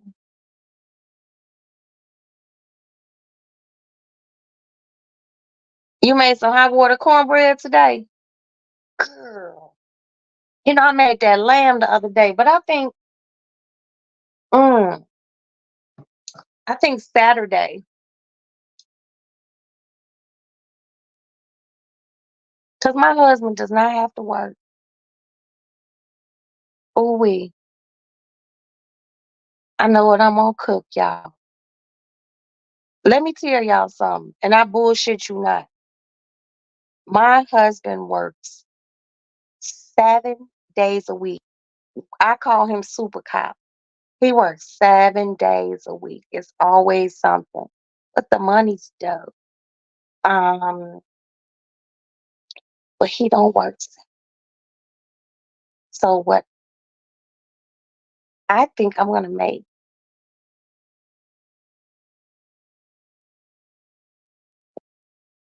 I'm gonna fry some thin cut pork chops. I'm gonna make some smothered cabbage.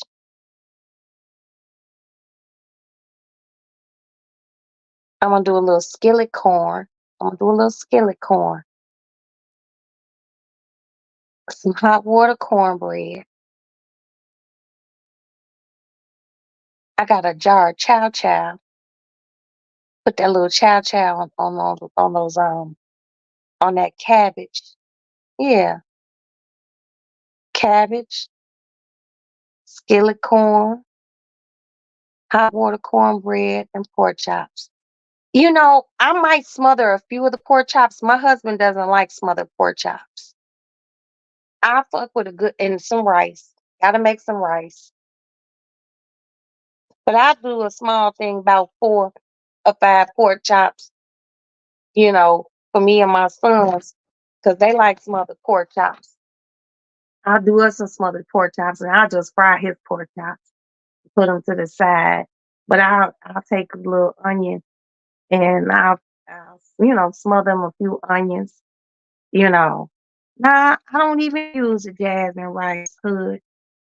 I just use regular old white ass rice. Now, if I'm cooking some Indian food or something, I use some jasmine rice. But now for this, I'm just gonna do good old white ass rice with some gravy. Ooh, baby. Oh,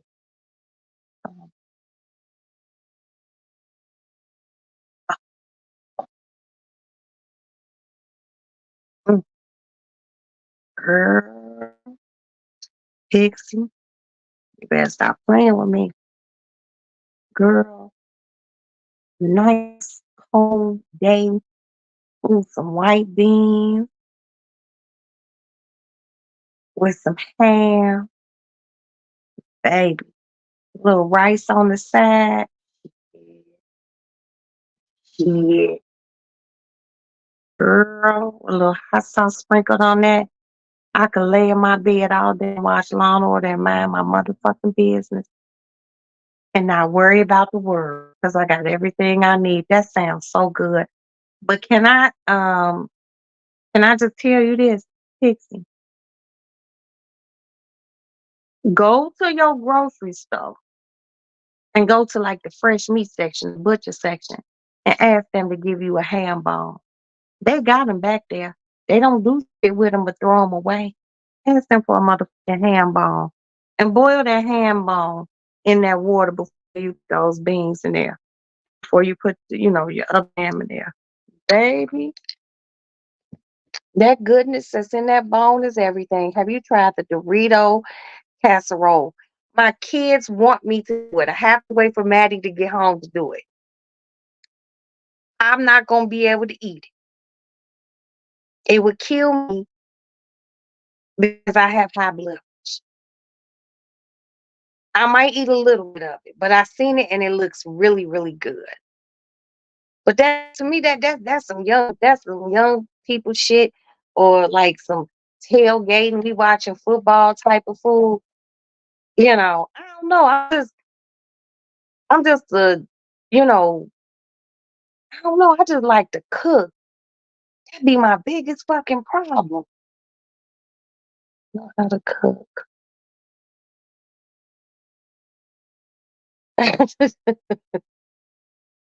The butcher. I know that's right. Girl, it's good. And you know what? It's good that the butcher thinks and knows you fine because you get the good cuts of shit. But when I go, oh, I love a Mexican pizza. Don't play with me. When I go to the grocery store, I always ask for the bone. And you know what I found out? Mm, mm, beef marrow, beef bones, they throw those motherfuckers away at the grocery store. You know what I do? I ask them, give me about 5 to 6 beef bones. I know you got them back there, and I have them cut them in half, and I put those motherfuckers in the oven and broil them with garlic, salt, and pepper. And I make toast points. I eat the bone mark there. Hmm. I know, Pixie. I'm sorry. I just be getting caught up in my food, girl. I get caught up in my food. Mm, mm, mm. And you had me, Pixie, with that beef stroganoff, because I was like, I might make it too, so we can make it together. I ain't had it in a minute, but I know how to make it. You flirt with the butcher. You gotta get that good cut of meat. Look at this damn cat.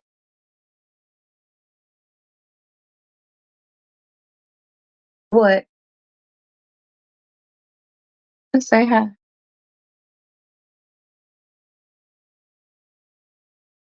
This cat is my shadow. The free bones, like beef bones. Like you can have beef it's the marrow in a beef bone. It's a nice thick ass bone. And the bone is like this, and you have them cut it in half, right down the center of the bone. And then you put the bone on a cookie sheet with some parchment paper or foil underneath it.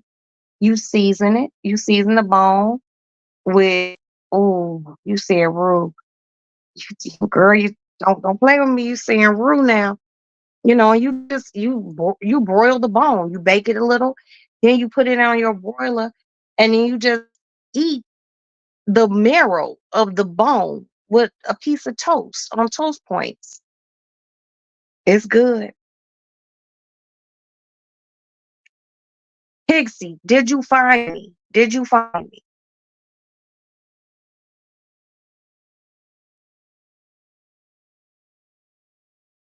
No garlic. You don't like garlic? Pixie, I need you to find me so we can do this stroganoff. Because when you do your stroganoff, I'm gonna do mine. I'm gonna do one too. Because I love beef stroganoff.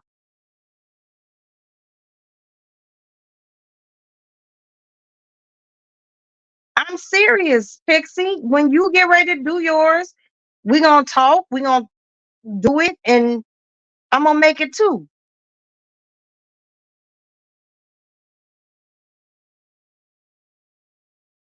But you said no garlic. Then you say I love garlic. You gonna have to make up your mind. Damn, Pixie.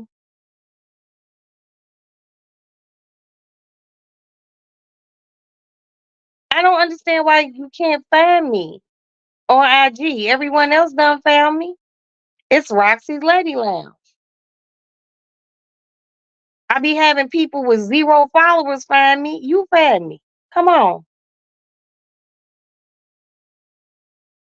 I was asking if you had it.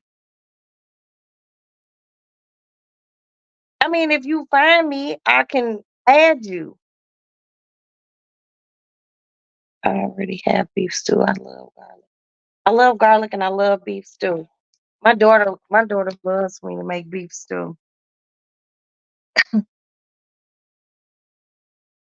Okay. Do you stuff the meat with garlic? It depends on what meat. Like if I'm doing like a leg of lamb, like a big piece of meat, a roast or something, I cut slits in it and I take fresh cloves of garlic and I stuff it down in there and just wipe it down with, some olive oil and season it. I remember the first time I made a leg of lamb, my mama showed me how to do it. But you know what I seen? This chick took some garlic cloves and she put them like in a little bowl, drizzled them with olive oil. She cut the tops of it, then put it in a bowl, drizzled it with olive oil, and sprinkled it with salt and pepper and put it in the oven. And then when she took it out, she smushed it and she just stuck it on bread. You're doing a roast tomorrow. Okay, what kind of roast?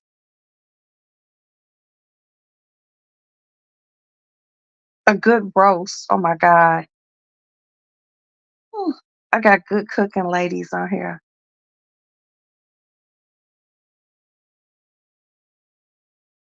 I love mushrooms. I love mushrooms. A chuck roast, yeah. I don't know, and I don't want to offend anyone, but when people be like, "Yeah, I don't like mushrooms," I just be like, "Okay." Mushrooms really don't have a taste to them. You can basically flavor a mushroom on how you want it to taste. I love mushrooms.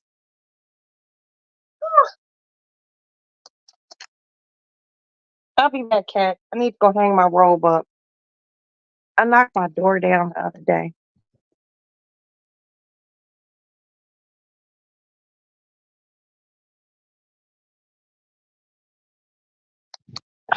My room smells so good.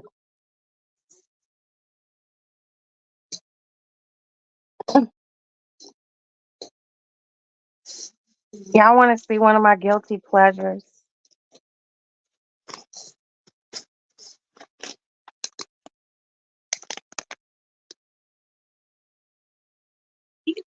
I fucking love these things. But when I make crackling bread, I buy just the regular ones and I, crush them up and I put it in my cornbread and bake it.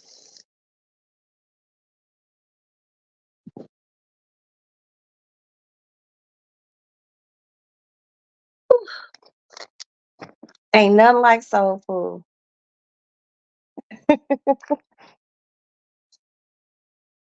Yeah, and it's a female chicken. I never knew. I didn't know that a hen was a female chicken until um a beautiful woman who's a friend of mine and she cooks because she makes gumbo. Her family's from Louisiana. And she was like, I was like, I'm gonna get a chicken and I'm gonna boil the chicken down. She said, girl, get a hen. I just thought they was all chicken. Like, to be perfectly honest. Pig skin. Girl, your grandmother, one of my favorite people. Yeah. I love some good old skins.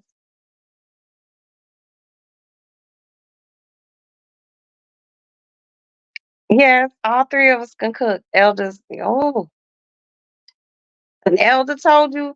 I didn't know. I just thought it was a chicken. Shit. Oh, Cornish hen. Stop fucking playing with me. Let me tell y'all what I do. Hold on.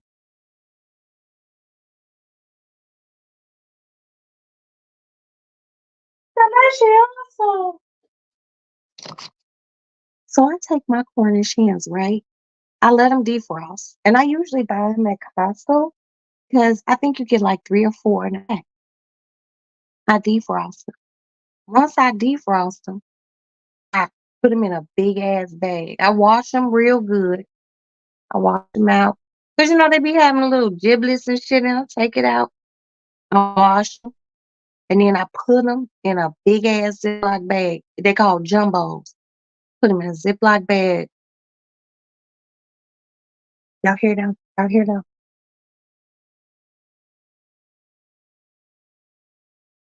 Okay, they not as loud. Put them in a big ass Ziploc bag with buttermilk and Old Bay seasoning. And I switch that shit around. Then I seal the bag. Then I put the bag inside a bowl in case it busts. And I let it sit in there overnight. The next day I take them out and I bread them. And then after I bread them, I put them in a big ass pot, two at a time, because I got a nice ass pot. Put in two at a time, and I fry those motherfuckers. You put them in, you bread them just like you would chicken, motherfucker. So drop to the bottom, and as it cooks, the motherfucker come up. I take it out and I hold it a certain way so that little cavity, all the hot grease will come out, and I set on my little serving platter. Now my sons can eat a whole Cornish hen. I can eat a half, and my husband can eat a whole. And then I do that, and it just make like some a small, quick macaroni and cheese, and maybe some green beans and white potatoes. Shit,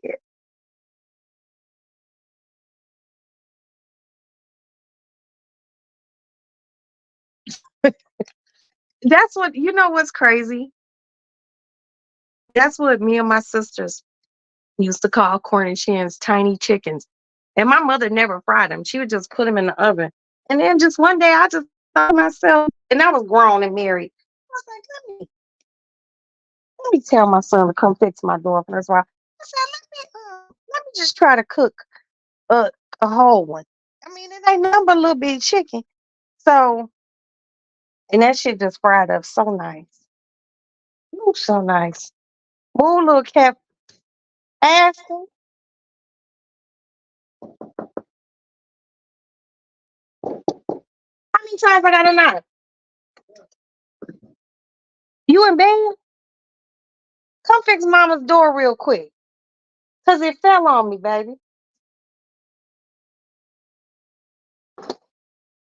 Just stick the little things back in the little brackets, asking.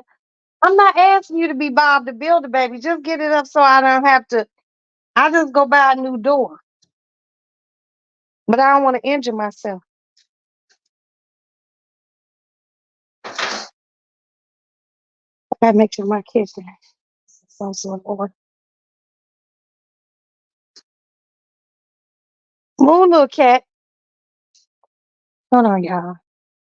This oven it up. Thank you, son. Thank you. Whew.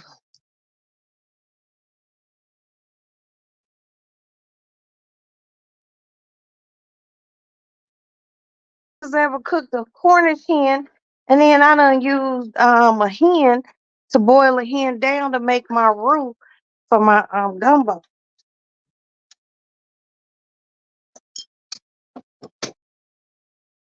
I mean, this is the amazing part. You learn things when you deal with smart people.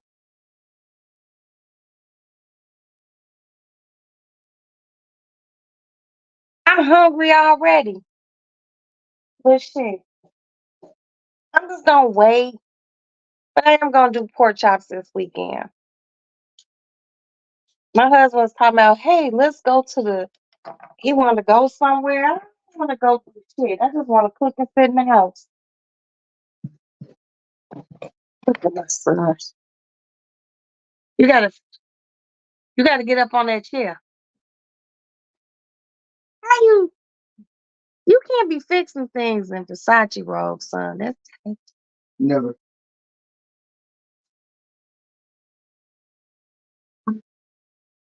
Thank you, cause the cats was fighting, and I tried to stop them, and gravity took its course. So, what time you gotta be at work tomorrow? Um, Afternoon. That thing stuck up in there. If you can't do it, go find something and like fold the door up, and I'll just rip it down and have somebody put a new one up. Go, yeah, just go ahead. Just go put it on the back porch. You don't have to apologize, Aston. Here, throw this away too. I gotta find that man who did the ceiling in here. Yeah, set it on the back porch. Please take it down tomorrow. What time you gotta be at work? Okay, so we need to go get some gas in the morning. We're gonna run over to Costco. Are you listening to me? We're gonna run over to Costco and get the gas early. Okay, that way you can rest until you gotta be at work. How far is it from the house? How far is it?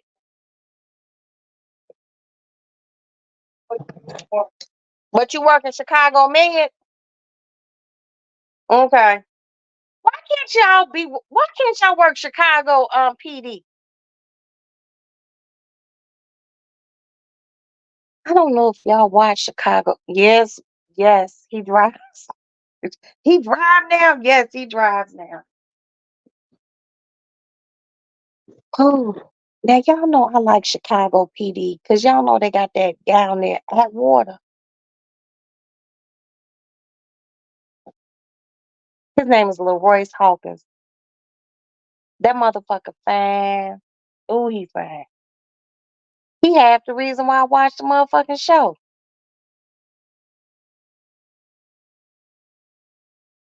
Is that you, Aston? Why you walk like that? I don't know. You sound like the cats. That just made me feel some kind of way. Don't walk like that no more. Good night, son. I love you too. You got your uniform ready for tomorrow? Thing okay. Mm. Mm. He a pit bull boxer, so he low to the flow. Those are expensive dogs.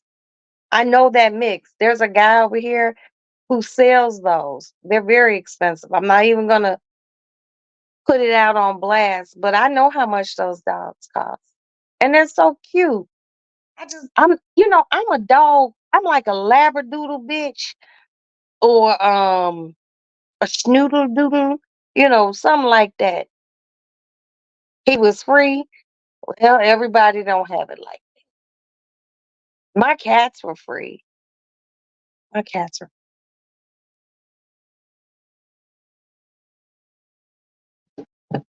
as a matter of fact, we need to check on my guinea pigs. I gotta call this girl so she can come over here and clip my guinea pig's nails.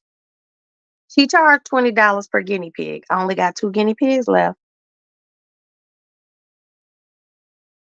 Here she come. Come on, get back up here.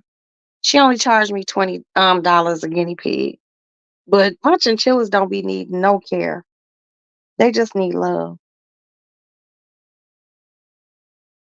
What do you want, cat? Let's go check on my guinea pigs, y'all. Move. I can't believe my whole little door came down. That sucks so bad. Hello, chinchillas. Hold on, you guys. There goes my chinchillas. Say hi, honey. Wait a minute, let me turn the camera around. Settings, camera. Oops, I gotta open up the little thingamajig. Hello. That's that's chinchilla number one. This is Mochi, and that's Hennessy. Hi, girls. Hi. You want some hay? Mm, I'll get you some hay. Hold on. Here go my guinea pigs. Hi, girls. You want hay? You want hay? Mm,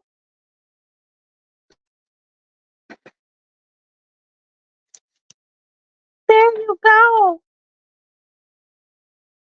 I don't know why it's so dark.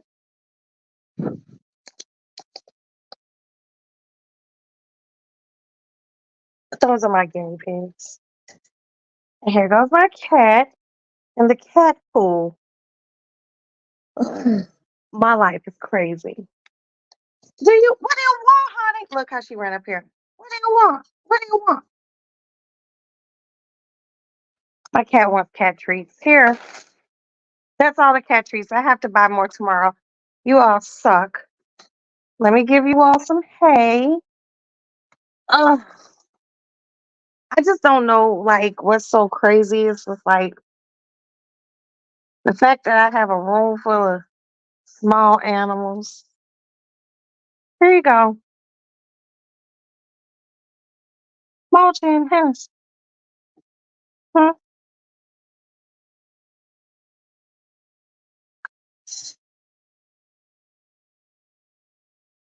And those are the ones I'm getting stuffed when they die. Okay. I think I got a fucking chinchilla turd stuck in my sock. But anyway,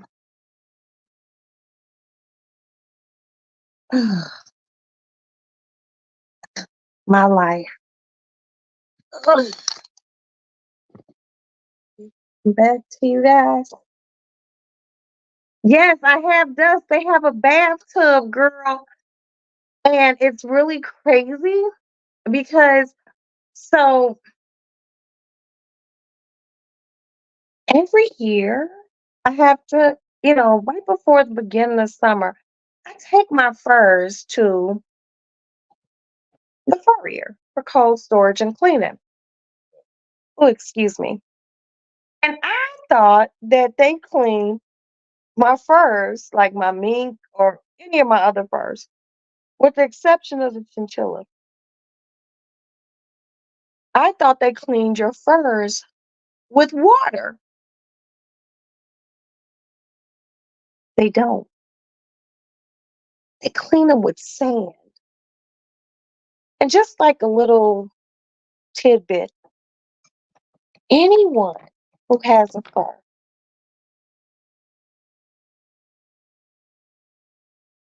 and you send it to get cleaned and reglazed and cold storage for the winter, always check around the seams.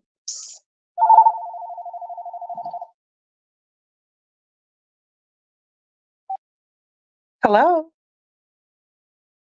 Hello? You feel better? The pill kicked in?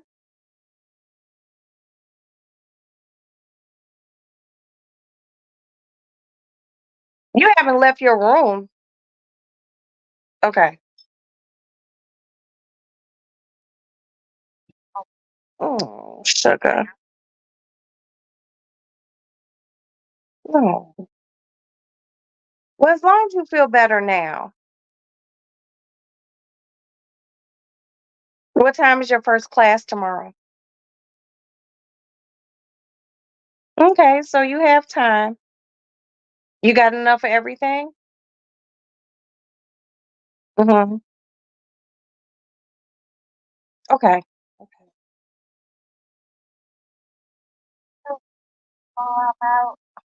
You outside?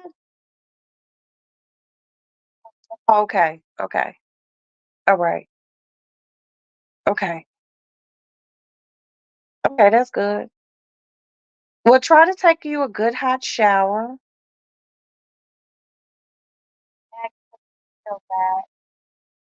Okay, I'll send you some money tomorrow so you can get some pampering, okay? All right. I'm getting ready to go talk to your daddy. Just walked in. Nothing. He went to work. I want to say hi. I'll tell your daddy to FaceTime you. All right, sugar booger. Love you too.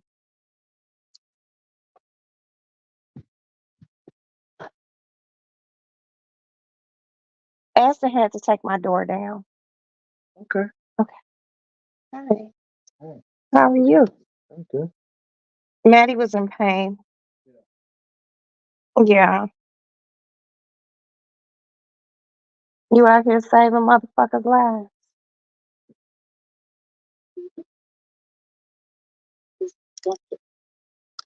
Oh, I was watching this Vice stuff. Talked about a strip club in the 90s after they went full nude in Atlanta called the Gold Club. You were probably there when you were in the military. I know that's right, baby. Did you go to the happy ending room?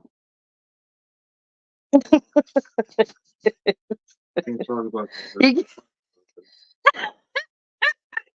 you lucky I love you. Ouch.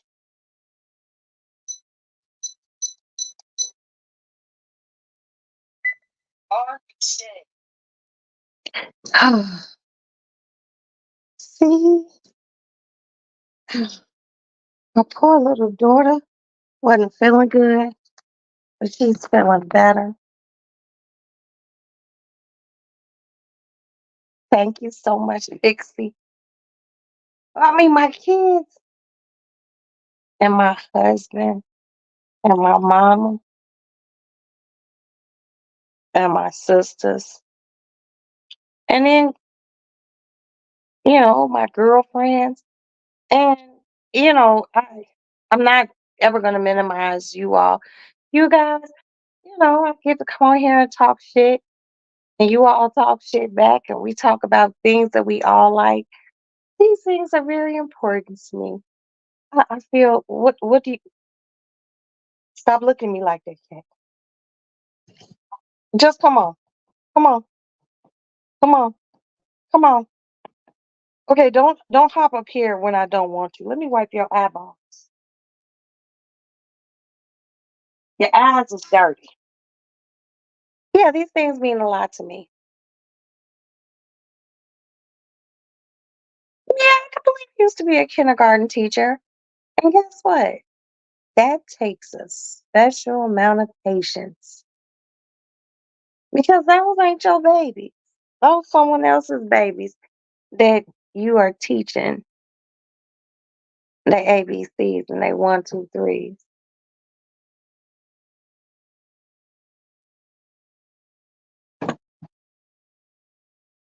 I don't stop rubbing on me, cat. I haven't shaved my legs. You're gonna leave cat hair on the bottom of my legs. Gross. But yeah,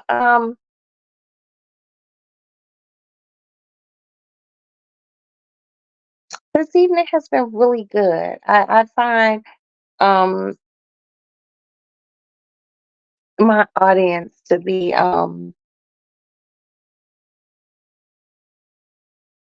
very intriguing. Only you and the hood knows. Ain't nothing wrong with that. I just, like people who are teachers have always intrigued me. Hey, hey, hey! Because I only have patience. Put it out for my children. So God bless anyone. God bless all the teachers of the world. Cause shit, I be done. Never mind. I ain't gonna say that shit on here. Cut it out.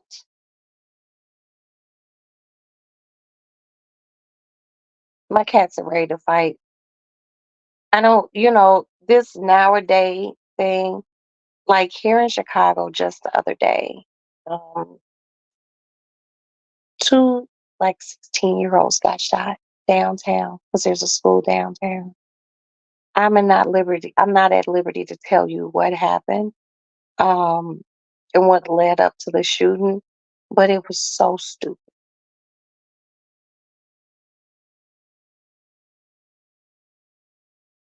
I mean, I probably could be a cut it out. Hold on. Get your ass from over here. Get your motherfucking ass from over here. And bitch, I'm still trying to figure out how you growl at your own child.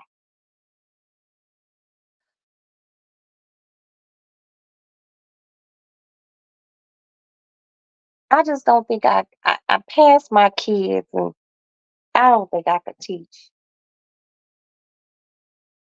you know, especially like here in Chicago. It's just like these teachers see a child on a Monday and Tuesday they get notifications that this child has been shot. It's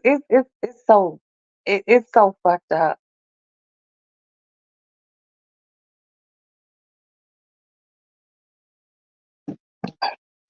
Living in Chicago,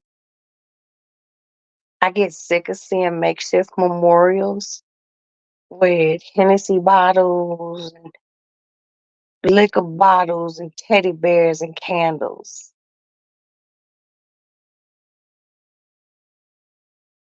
Like when I was a kid, and I don't know. I know it sounds real fucking crazy, and I'm sure anyone in my age range will understand. If a young person that they didn't do that back, there wasn't shirts with them standing in front of the gates of heaven with wings and shit like that. It's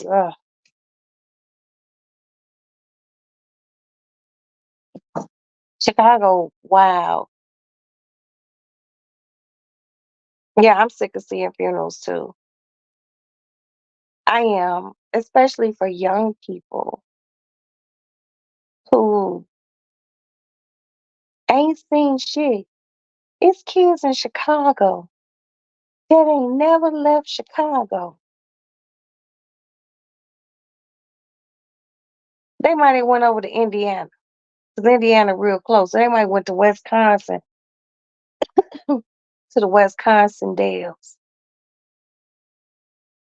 Like, does anyone like tell these kids how amazing this ball we live on is?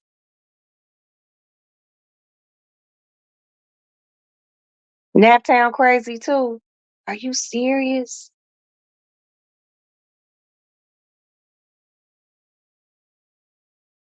I thank God every day that my father and my mother were able to allow me to see something and make me want to see more than motherfucking Chicago. I grew up here, but for the first 4 years of my life, I grew up in St. Louis. And I'm happy that I wanted to see more.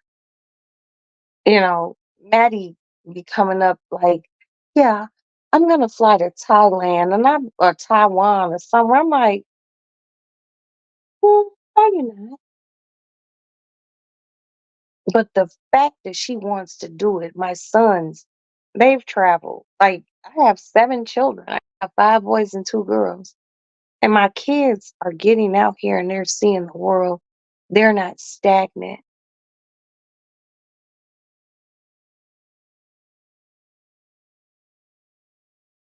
And pardon my ignorance, Pixie. I didn't think Nat was getting down like that. Like seriously. But you know, we got this fire stick for our TV. And I get Ohio and California news. Hey babe. I get Ohio news and California news. It's crazy in Ohio. Like Cincinnati. I'm like, Cincinnati? It's bad. It's bad. All I can ask is for God to keep all you guys here in my chat. People were here and left because they wanted to lay down. Um, replay gang, people that I don't like or potentially don't like, people that I like and love. It's for God to keep y'all and your families covered in His blood because damn it, it's bad in Chicago. You know, when I get up in the morning, I get up, I pee, wash my hands, I get my coffee, and then after I have my coffee and a cigarette, I take a shower, and I go through all my notifications of the shit that happened the night before in Chicago. And I'll be like, it's so beautiful here, and there's so many things to do, and there's so many great restaurants. It's museums and the lakefront. Can't you find something to do other than kill the next person? I hope all is well. Thank you, sugar. And you were still beautiful too, as always. You know, I don't know, y'all. It's not, oh shit, it's not our generation.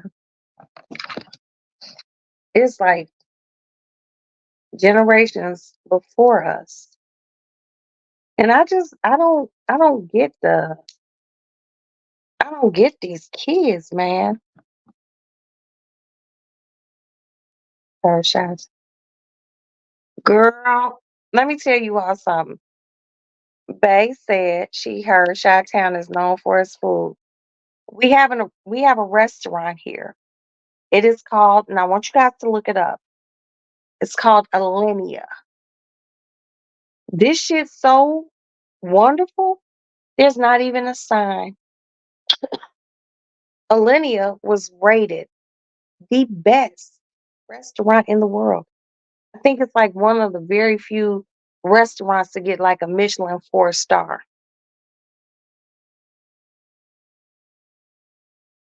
for two people to go sit down and eat a 15-course meal. It's probably like $1,700. And and they only give you like this much food. Each Alinea. A L Alena. Just like Google like best restaurant in Chicago. Alinea. It's like Alena.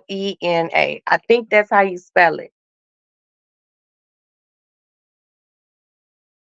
Our food scene here. That's why I'm fat.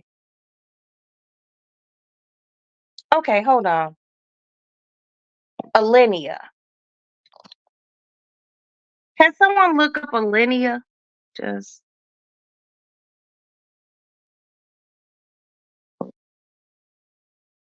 you know what? Okay, hold on. Let me ask my husband because if I don't want to go off the here and be rude.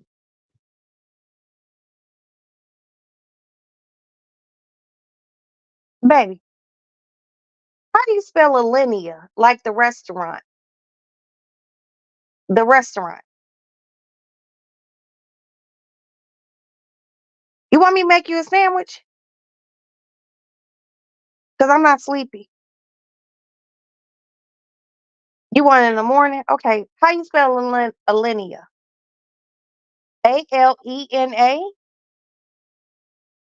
Okay, I think it's spelled Alena. Alinea. It's on North Halsted, Chicago, Illinois.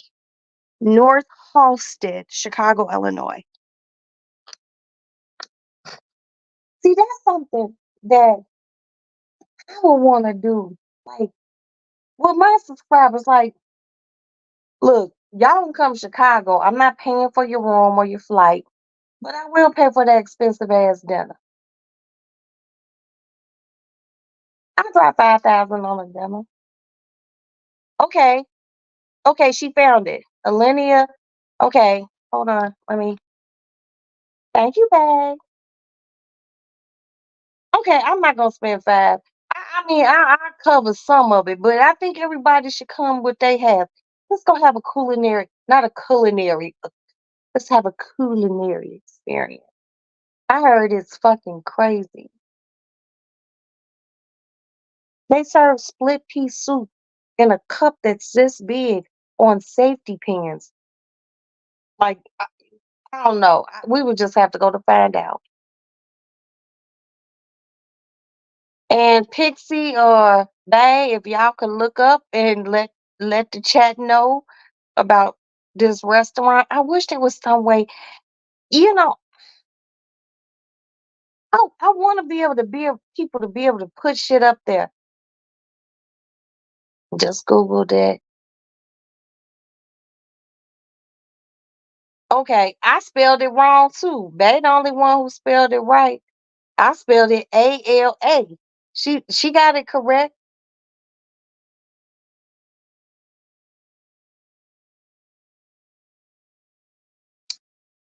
4.6 stars. And it's a Michelin rated restaurant. It's very sexy. And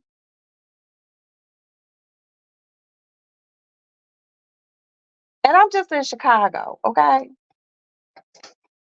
Like I would make time for that. Even if two subscribers came, we can go eat. I heard it's everything that God wants you to eat. Uh-huh. Yeah, it's true. It's like a 15-course meal. I think you get like 2 desserts, but everything real tiny. But by the time you finish and they pair everything with a wine. So no, I'm not driving. And I hope they don't I don't like wine unless I'm marinating food in it. It's the fine dining. Oh, girl. See?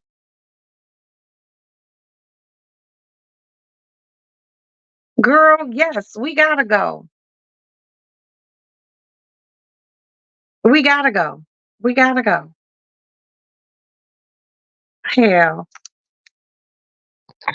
let's do this.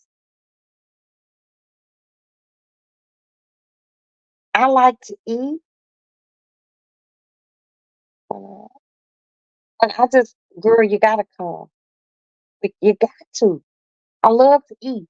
And then there's a place here that has pizza in a bowl, and and I think it's called Grinders, and they serve the shit upside down. I lived here in Chicago since I was 4 years old. I've never been there.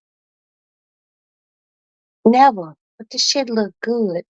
We have so much food here. It's easy to get portly.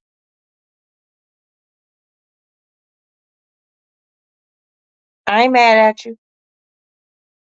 I'm telling y'all, come Chicago. Come eat.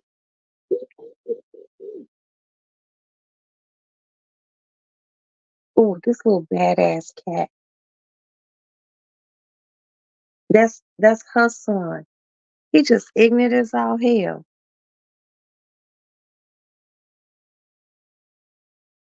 I mean, I would just like to stop what?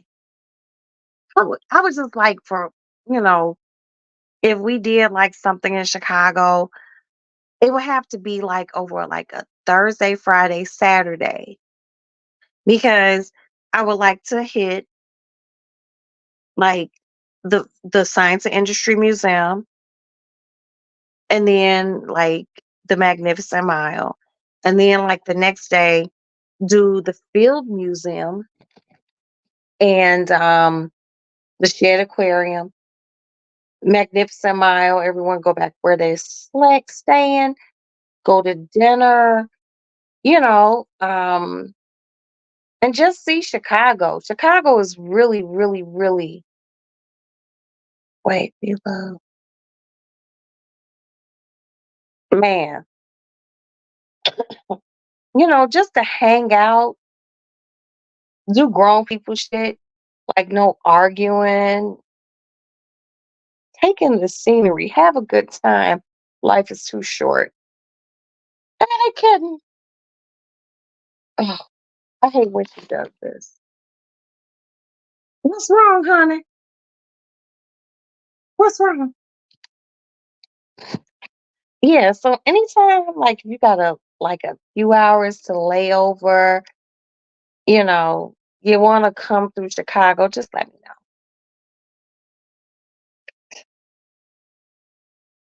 know. There's so much to do in Chicago, and it's just kind of a shame that Princess always says, "Oh, you're always in the house," and I do be in the house a lot because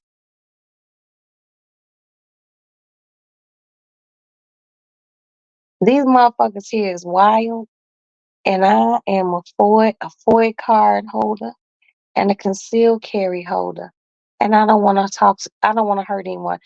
Oh, I'm going to me and my daughter Madison are going to New Orleans on February, I think 13th or something. She wants to go to this party, and I'm just going to eat food.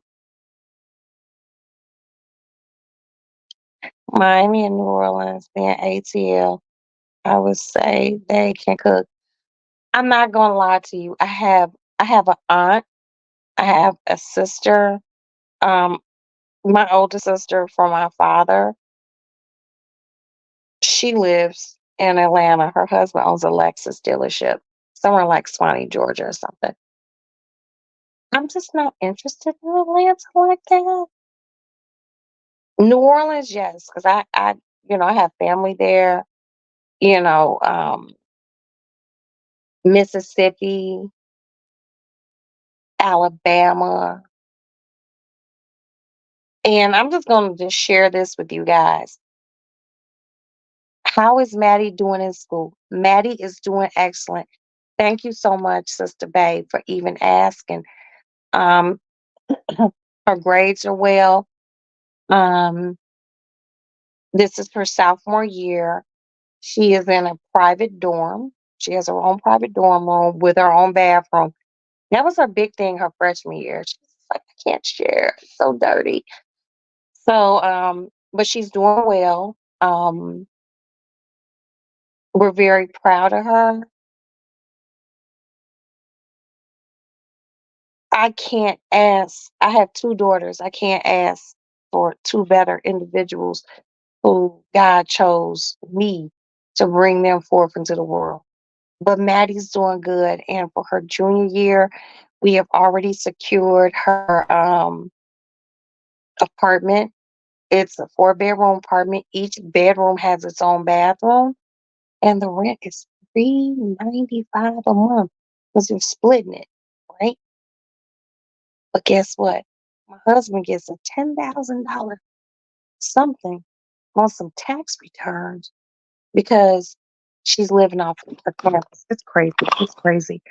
But Maddie is doing exceptional, and I'm so proud of my baby girl. Like she is. Thank you. Don't make me cry. Y'all know how I feel about my daughter. Mm. Only got two girls surrounded by all those niggas. But she's doing good.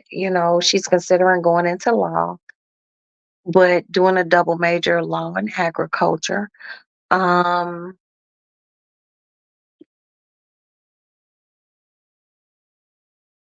she's my youngest child, my last. She walk on walk. Sorry. She do. She be making me mad. But my oldest daughter, she gets up every day, she works, she takes care of herself. She's a great money manager, unlike her mother. My baby girl, she's in college. My boys are doing good. I really don't have any complaints. Thank you so much. You got three girls. My mama had three girls. So that's, you know, yes, it is happy tears. It'd be happy tears when your kids don't really give you that much guff. My kids don't give me that many problems. It be shit that I don't have to get an attorney for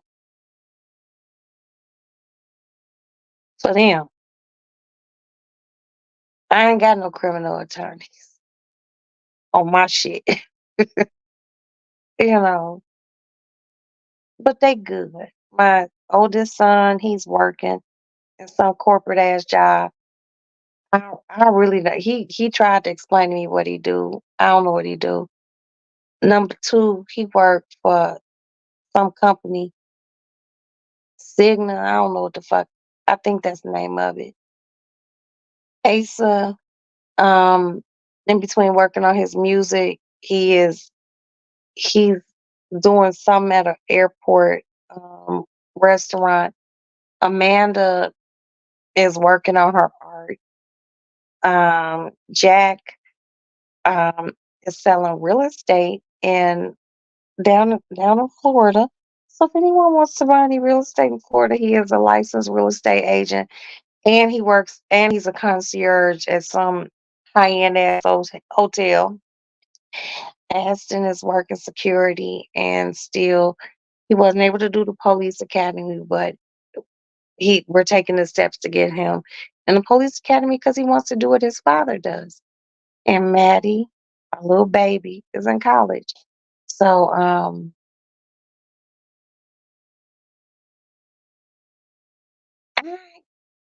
don't have anything to be unhappy about.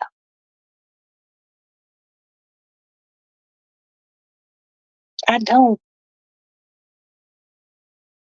I see a lot of things in the world, things with people, and people want you to be unhappy and just as miserable as they are. Get in line, Satan. You ain't gonna get me. For what? Like seriously, you all, every motherfucking morning that I wake up, it could be because one of the cats is fucking with me because they want to eat. Oh, I gotta pee. And as soon as my eyes crack open, I'm like, I'm here. Thank you. And I'm happy.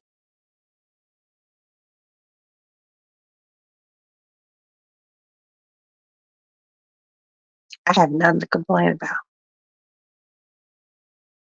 I be trying to tell someone, and I don't be all preachy on here with y'all. But like some of my friends, I have friends who live in like million, $2 million places, and they be complaining. And I'll be like, what you complaining? What are you complaining about? You have nothing to complain about. Exactly. Take a number and sit down, baby. It's okay. It's okay. Wow. And that's beautiful. Yes. Yes, for your son, baby. And he ain't bothering nobody. It's a different day and age. These kids be bothering people and carjacking and stealing and doing, and when your kid don't do none of that shit, ain't had, you just be like, what the fuck do I have to complain about? Nothing. Hell, in this day and age, you get your child to 2021. That's some major shit as a black parent. Yes, and bless your baby.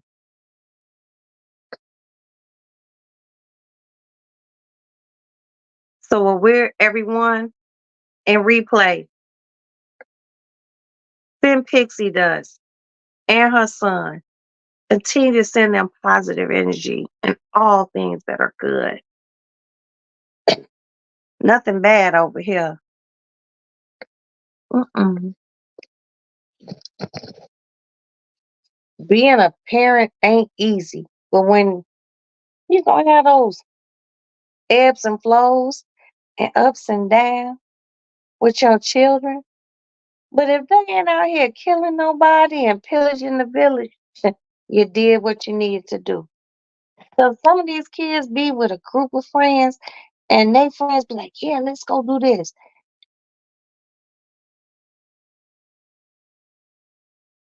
It's the kid that walk away. That's the one that's gonna be talked about. That's the one that's gonna be called a lame. Oh, you lame. You's a goofy. You slow. No, I wanna live. I wanna be able to get a passport. I wanna be able to work. I wanna be able to have a 401k or a deferred comp. I want to be able to go in a place and they run my shit and I can leave with something instead of getting that rejection letter. This is what I tell my children. And my kids don't always listen to me. They don't, but they mad and they all still walk on water. They ain't no bad kids. First-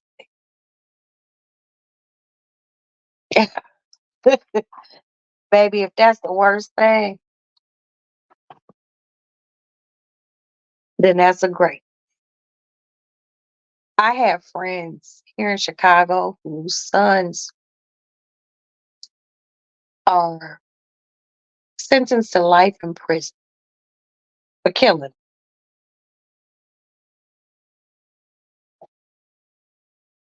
at 20 years old with no possibility of parole. None. And they always want to hit me up like, can you talk to your attorney? Or can you talk to that other your other attorney who I can't, baby? And then they get mad at me. Why? You acting like you better. No, I'm not. Everything you done told me, there's too much evidence stacked up against your child. I had a girlfriend, this bitch wanted to fight me. I happily accepted. I'm like, where you want to meet? This chick's son killed someone. It was caught on pod camera. The people he was with didn't know he was going to do it, testified against him.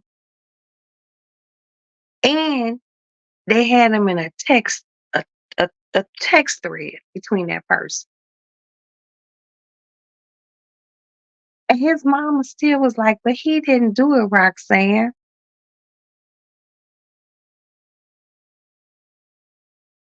And I'm like, and she was like, I just want you to understand that. I'm like, and I was like, let me check into some things. My husband has been a police officer for 23 years. He's not a regular police officer. You know, he ain't out here writing tickets and shit like that. And this bitch literally was just ouch. Seriously, like, not my son. Not my son. They had this motherfucker on video. Like the city had it. Literally like shooting the shit out of someone. Very blatant. And she was just like, oh shit, y'all. Never mind, I'll put some more next to it. She got mad at me. She called me the B word. She called me a bitch. She's like, yeah, we understand. Yeah. I'm like, no, I don't understand. And that's the problem. People want you to understand their life. And you might not, there are certain things about other people's lives that you might be like, oh, I understand this. I don't understand your child doing this. And what I don't understand even more is he was caught on video doing it. So much piled against him. And that bitch was just like, I don't like your attitude. We could fight, bitch. Come on. I'm not scared of you. She didn't link because I I believe that maybe she realized that she was wrong. Who wants to be wrong about their child? But I didn't raise my kids like that. And I always told my kids, you get locked up. One of my sons was locked up For about 6 months. I didn't send them shit. Cause you wasn't raised like that. I'm not facilitating your bullshit.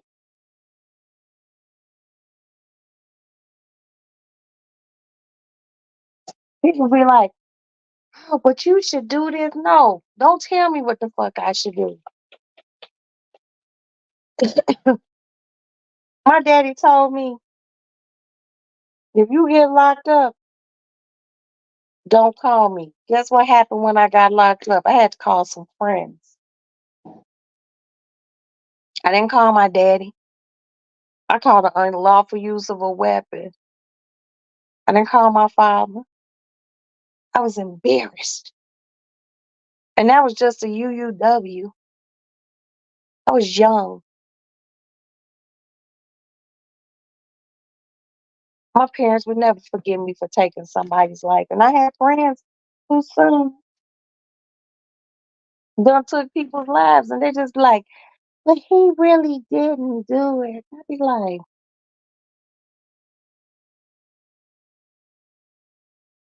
let me make some calls. I make the necessary calls. Motherfucker, he on video, crystal clear. Like not 4K, not 5K, it's like 10K. You can see the beads of sweat on this nigga's head. Yo, sis, I don't know what to tell you, B. Unless you got like damn near $1 million to drop on a really, really good defense attorney and it's still not gonna work. It's too much evidence. Ponderance of evidence. People don't understand that. I've been married to a cop too long and fucked too many attorneys. Um, that preponderance of evidence when they got you. Video, voice recordings, shit like that. And people who can say, yeah, this person did it, but then there are corroborating people who will corroborate the story of witnesses who are around. It's over. I done seen this too many times. And this is why I'm happy you guys have great children. And I have great children. They ain't perfect, but they great for us. Shit. My oldest son, and the first, damn, that's really crazy. I was ready to say the first four. Literally all seven of my children are like into anime and Comic Con and shit like that. My kids ain't out here selling no drugs because they ain't never had to. And if I had been in that position where they felt like they had to, and I was down on my luck, I would have sold pussy before I ever let my kids get out here and do shit. That's me as a mom. But I ain't had to do it, so it is what it is.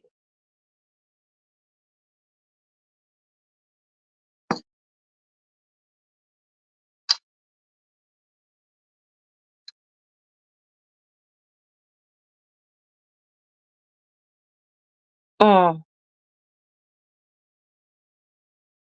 I'm just gonna ask God to keep all of us covered. I don't want to get up in the morning and, you know, have my coffee and come on here and see nothing bad to happen to anybody. I don't want to see anything bad happen to anyone. But I'm gonna say this.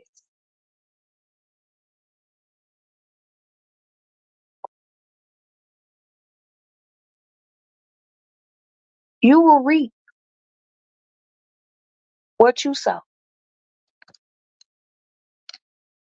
You have to watch how you treat people in life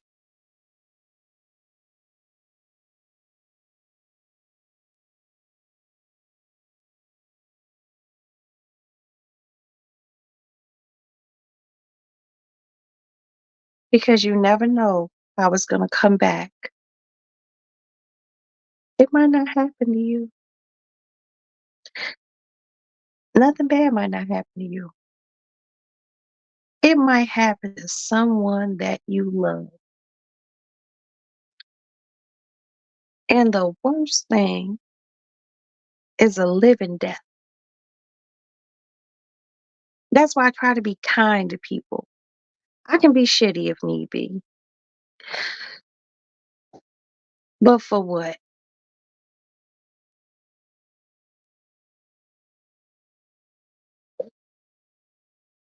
The nastiness, the vitriol, the games.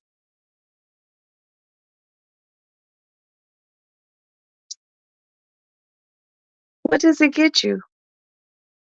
Let's look at Puff. I can say his name.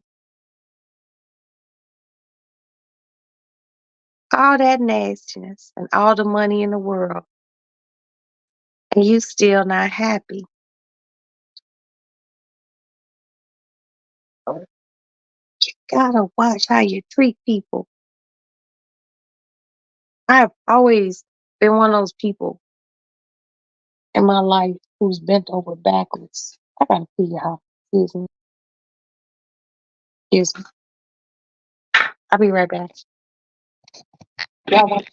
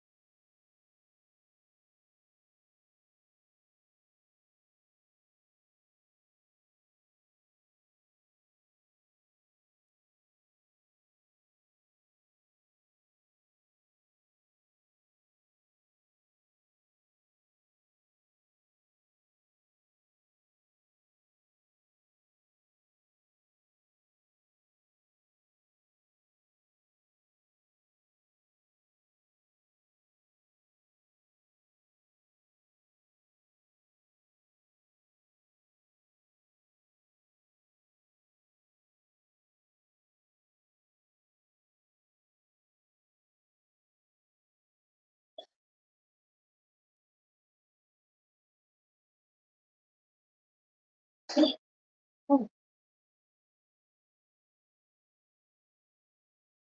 oh, come back.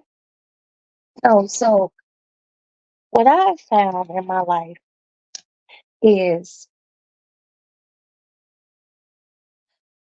sometimes you want your lick back.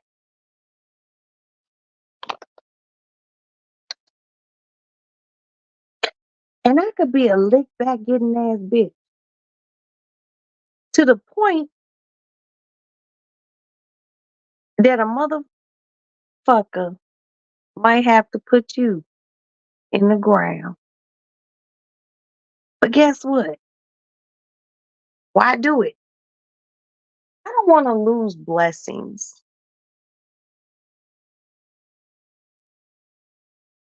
I don't have people say, "Oh, you so stupid because you so nice, and you so this because you so nice."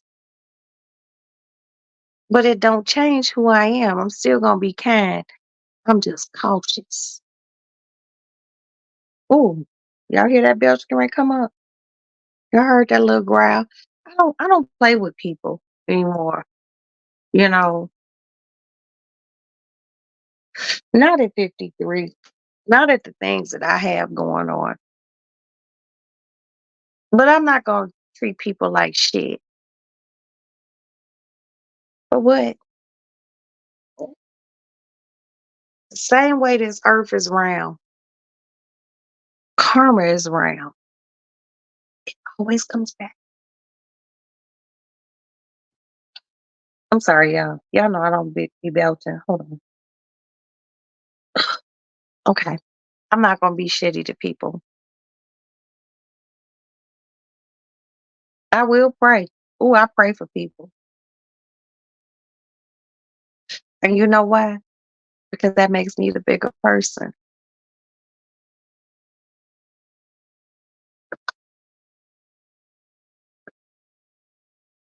And when you're the bigger person, you're actually the winner. When you can live in peace, you're the winner. I have a very peaceful life. I have some shit going on, and I be having ooh, I be on the phone with my attorneys like, get them, do this, and take care of that. But I pay for the peace that I have, and then I choose the peace that I have. I always choose peace. All you gotta do is look around you and know if you're okay and where you are in your life and you're peaceful. Don't worry about what anyone else thinks. I don't. Yeah, you got to. You got to. You being shitty ain't gonna get you shit. It's not. I choose peace, not just for me. Because if my soul is uneasy, my husband's soul is uneasy. That's probably the wrong person. Because motherfuckers think, oh, he's just so nice. He's not that nice. My husband fought in the first desert war, and he been a cop for 20 some years. But my family don't like to see me uneasy. They like to see me happy. I like to see them happy. I like to see other people happy. I'm just not a nasty bitch. But if I need to get nasty, I know how to get nasty. People who really know me know, like, ooh, I didn't even think you got down like that. See, you slap on me. But sometimes you just take too much energy.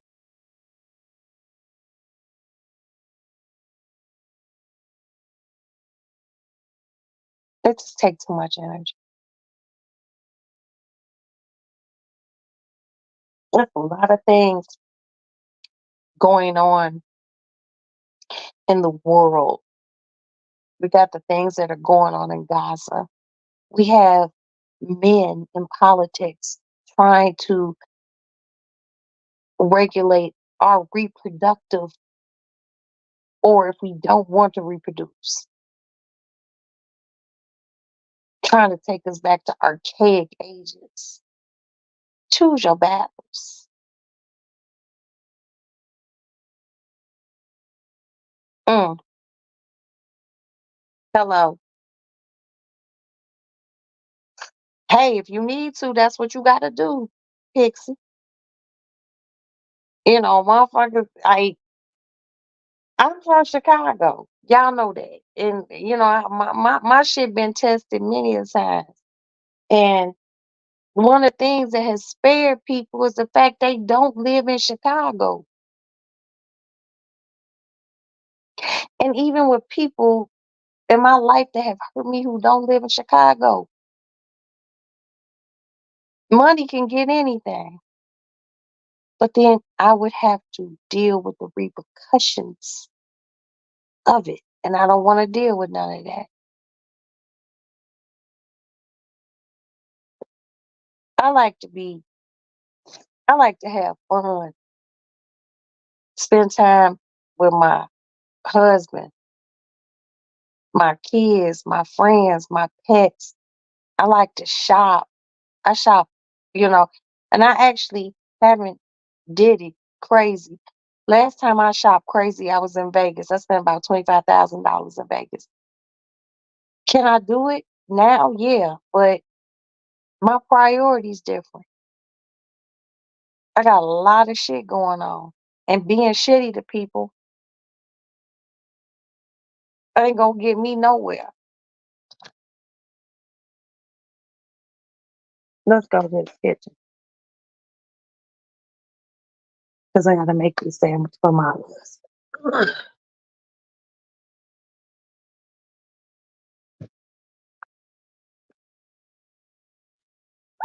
You scared the shit out of me. Don't be walking like that, husband. I'm going to do your sandwich tonight. That nigga scared the shit out of me. It's dark in here. Yeah,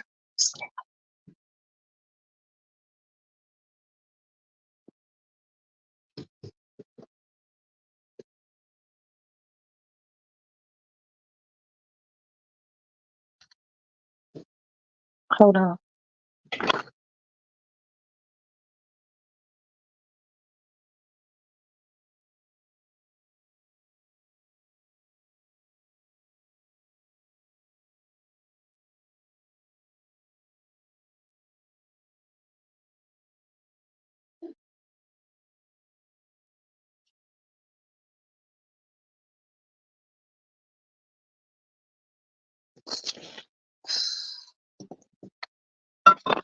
He wanted a sandwich for work, y'all.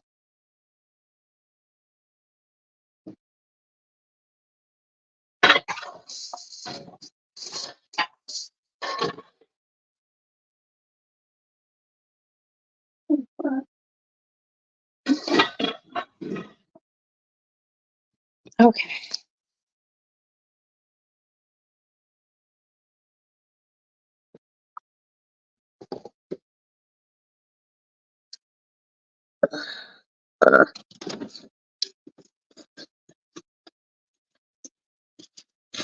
This man, if I didn't love him, no, I would not be up making him no sandwich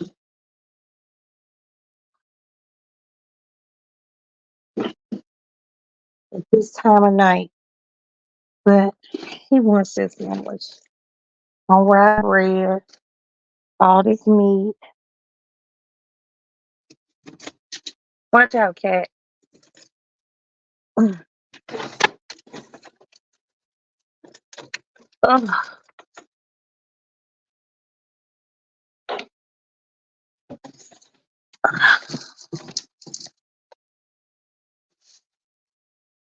Okay.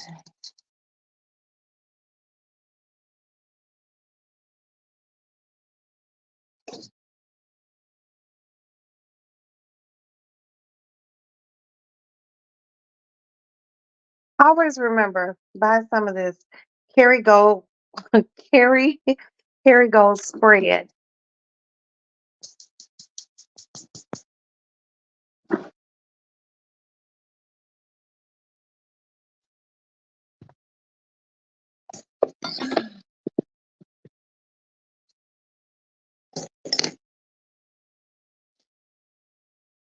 Oh, girl, that sounds so good. Bring me a patty melt, baby. Oh, rye bread just smells so good.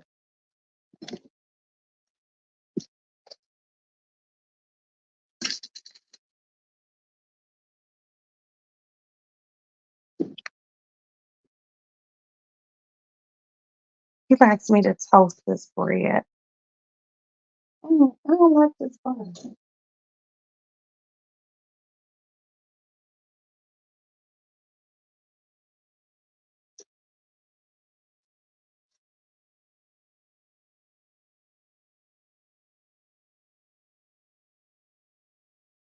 That cat is so freaking bad.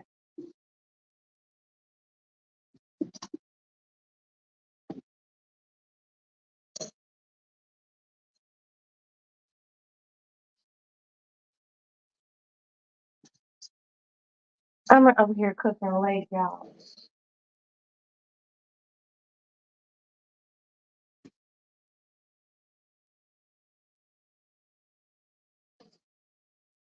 Well, for the man who give me everything, I gotta make sure.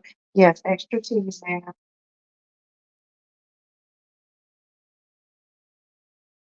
Okay. Look at those microgreens. So I bought these microgreens the other day. Microgreens. And I like these microgreens. Hold on, let me look.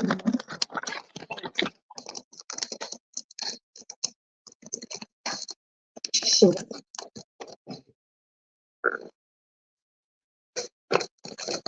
Okay, I got it. So here's the little microgreens. It's not a lot left. So I'm gonna use here's the rye bread, toasting it. Then I'm gonna wrap his sandwich in some parchment What's that? It's microgreens. Microgreens. Is this the right way? Microgreens. This is like tiny, tiny greens instead of like big pieces of lettuce or whatever. Just little microgreens. Okay, this bread is getting toasty. Let me put butter down.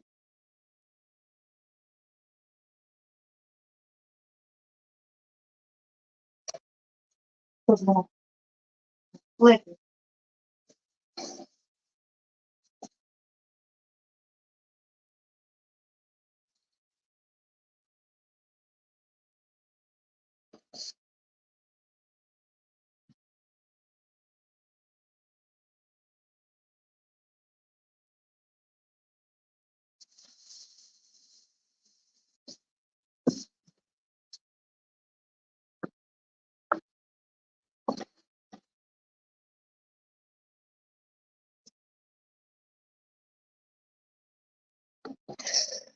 I'm just cooking, but I don't want him to wake me up in the morning to make this sandwich.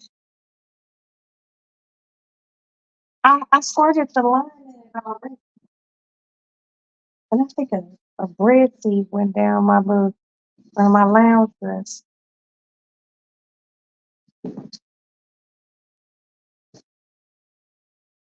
Oh,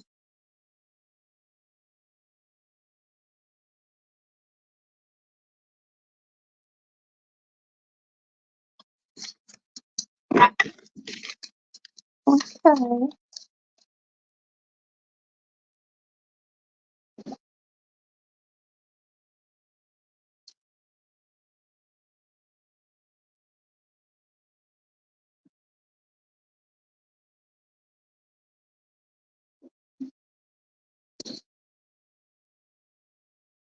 Okay, so I'm just gonna let you all in on a little secret. I love Duke's mayonnaise. That was it. That was the secret.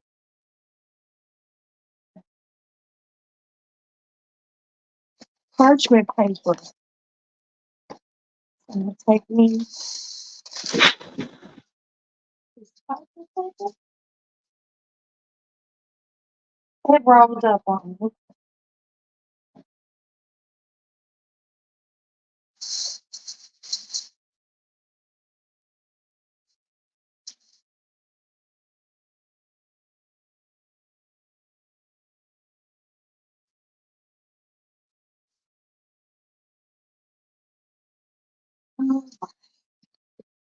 Let's build this sandwich.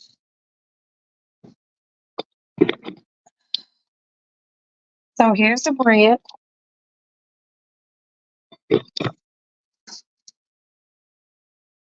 We're gonna add.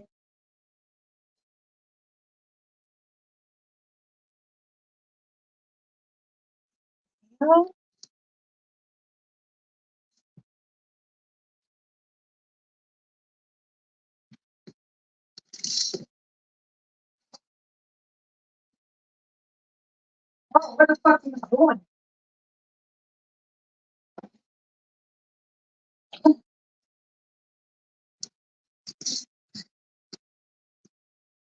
And this sandwich is gonna look so pretty when I'm done with it.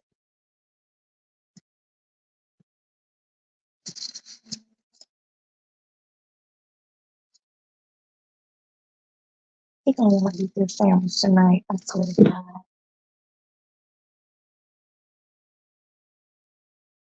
Sweet hot mustard.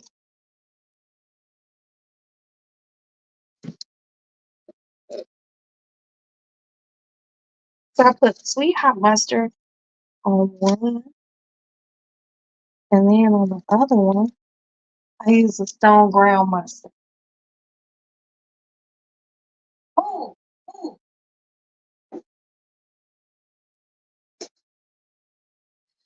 this is all the stone ground mustard I have.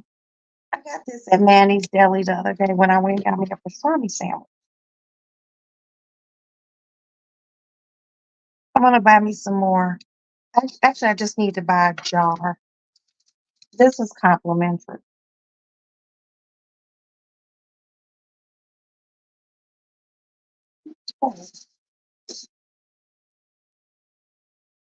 All the meat. We're gonna add pastrami.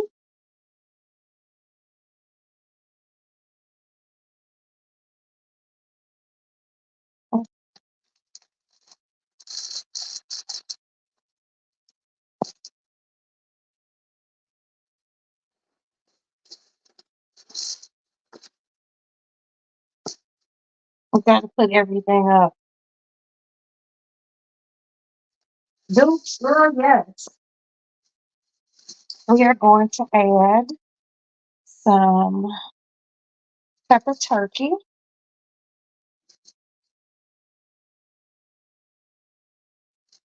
Not a lot though.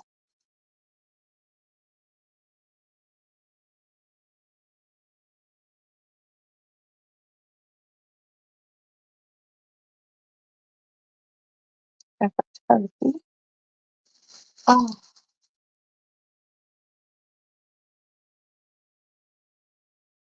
what other meat are we gonna add? We're gonna add some maple turkey.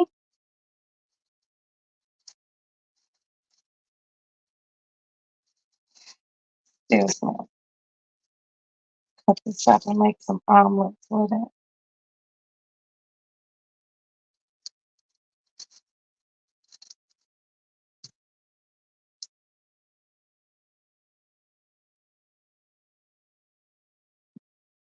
Okay.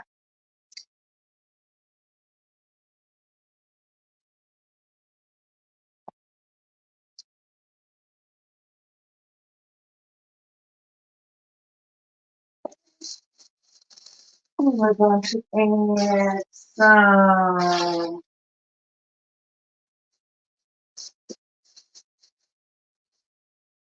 What is this? Black forest ham.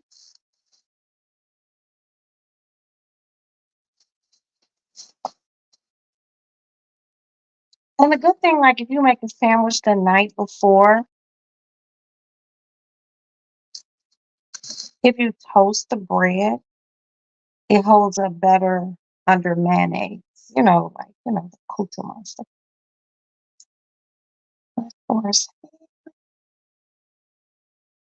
Yeah, this might be a pretty sandwich. Right, let's put this shit up. Yeah, what is this? Oh, that's a honey ham.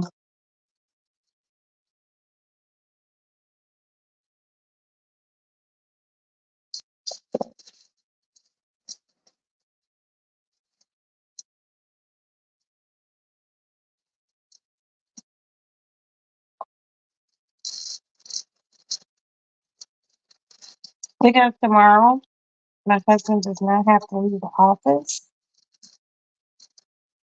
He wouldn't execute all his search warrants today. And he wants to be able to have a sandwich and sit at his desk.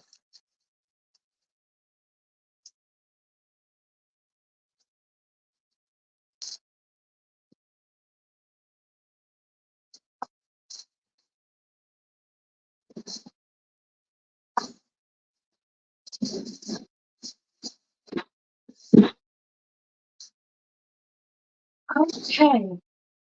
You all should see this sandwich. It looks gorgeous. I'll show you in a second.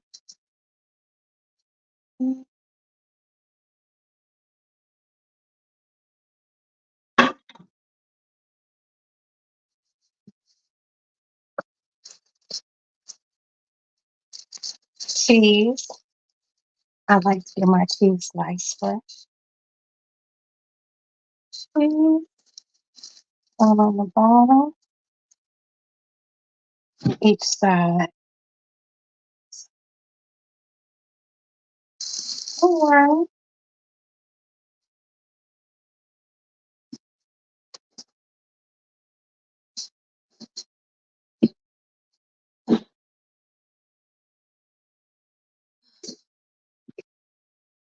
This sandwich looks so good.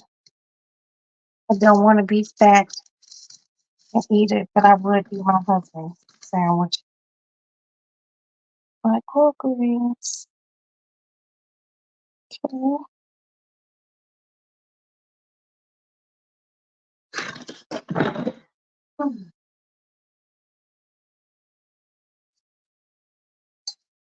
Some sweet garnished tomato. I mean, shit.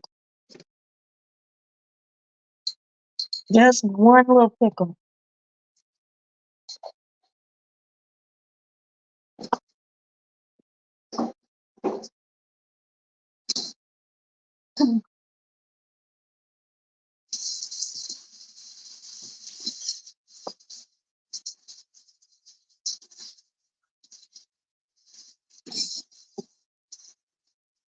Hold on, you guys. Just washing this shit up. You know, gotta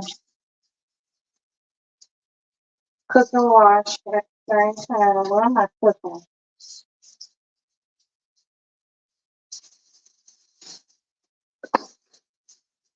Okay.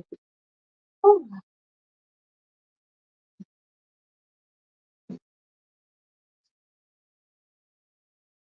Lord. Oh, okay. Here goes this pickle.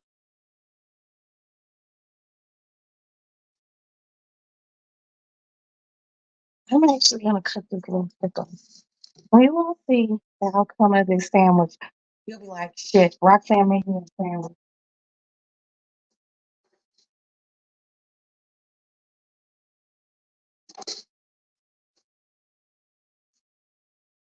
Tiny.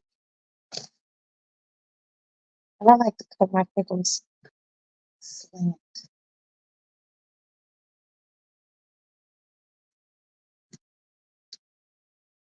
And I like to cut them thin. Put 'em in the top. Just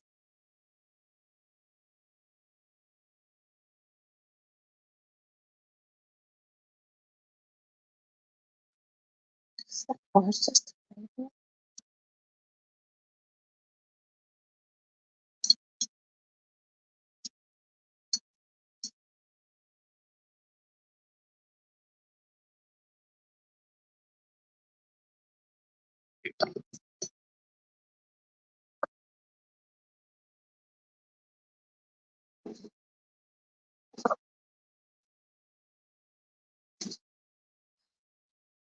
A Chicago favorite, a little giardiniera pepper.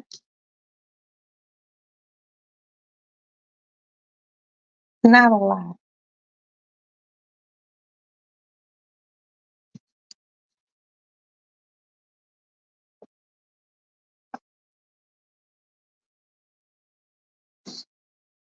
I'm gonna wash the tomato.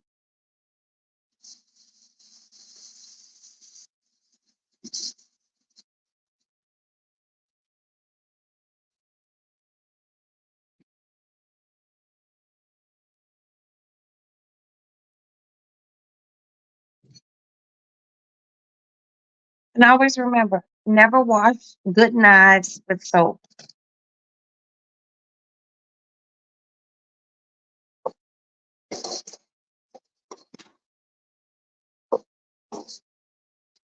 Always remember when cutting tomatoes, cut them with a serrated.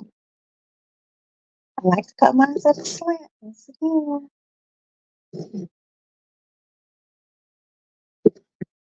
Look how thin I can cut these small.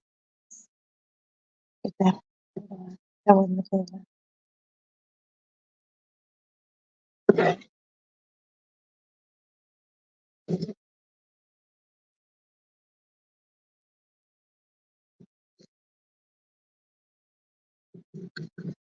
Look how thin it is.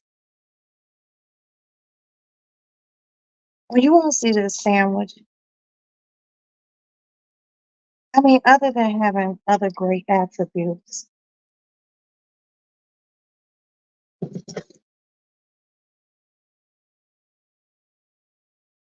My husband said I make the best sandwiches in the world.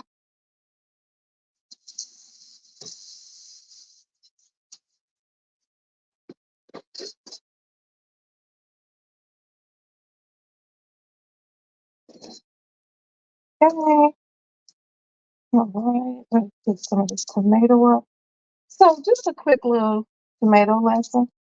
Take a piece of paper towel, and this one's ripped. That's okay.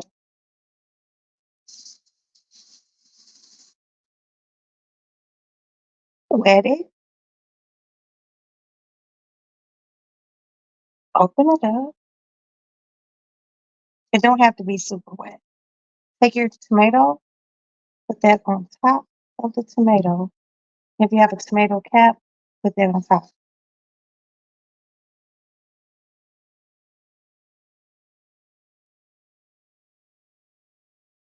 I have an array of Ziploc bags. And you're just gonna put it in a Ziploc bag. Ooh, let me set it down. Okay. All right.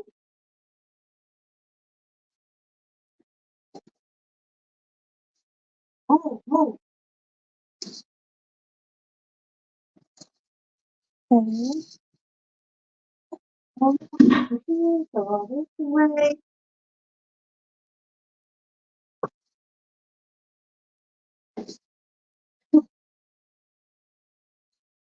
Now I swore. Do I have it? Oh no. Oh no.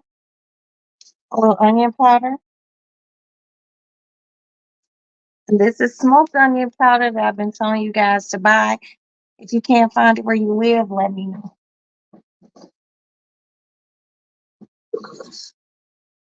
A little pepper.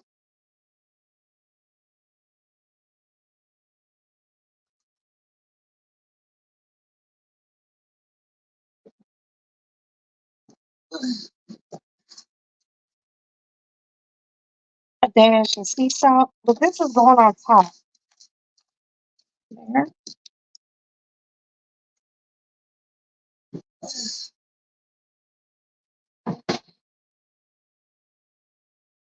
Last but not least, a drizzle of olive oil.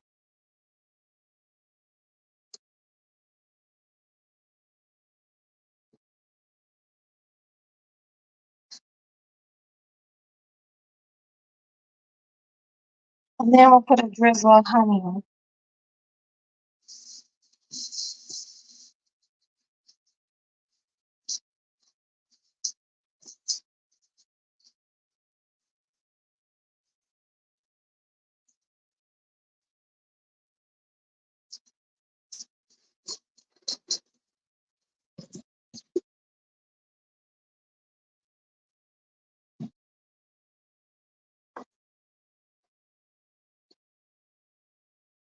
Oh, wait.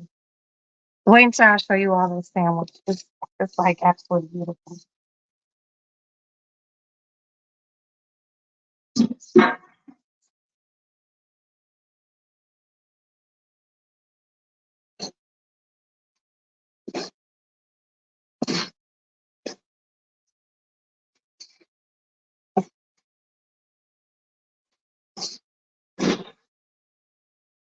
I don't like no dirty ass stove.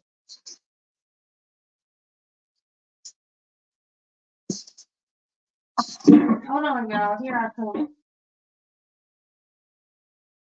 I gotta wash this little skillet out.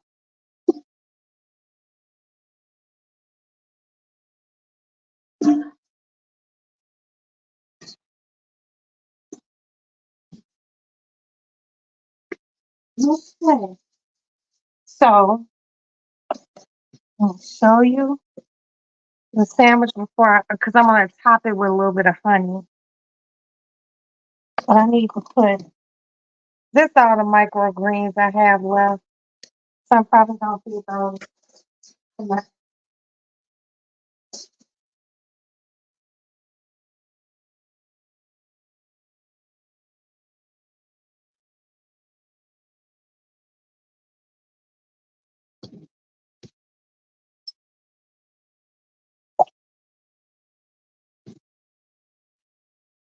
You know what? Avocado.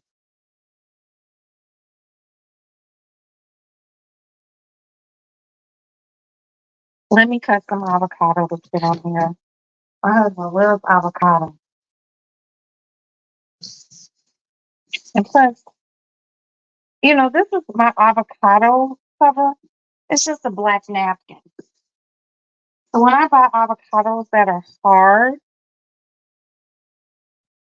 I bring them home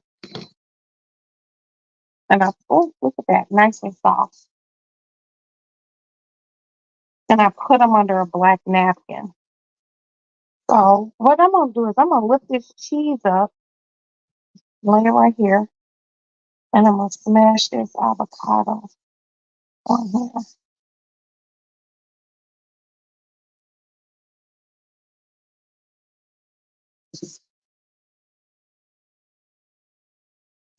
So it's gonna be a good motherfucking sandwich. I'm gonna put this cheese back on it. Ah, and I still have a half. I can have me some avocado spread in the morning. But I'm also gonna wrap this in a paper towel.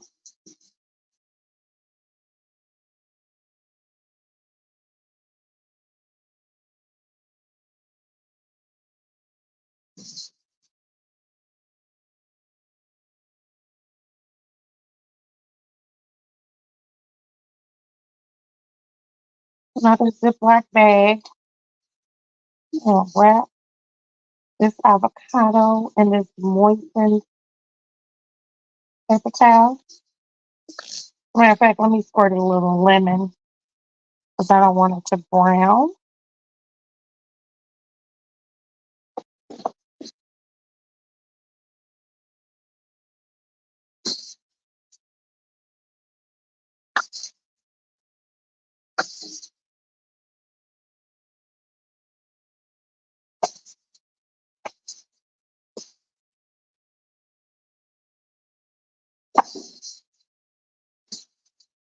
So always remember before storing an avocado, put a little lemon juice on it, wrap it in nice cool cloth, put it in a Ziploc bag,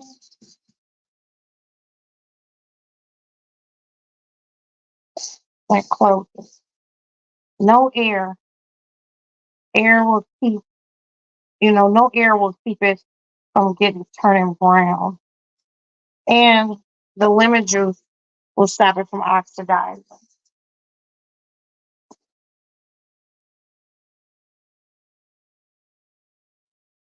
Okay.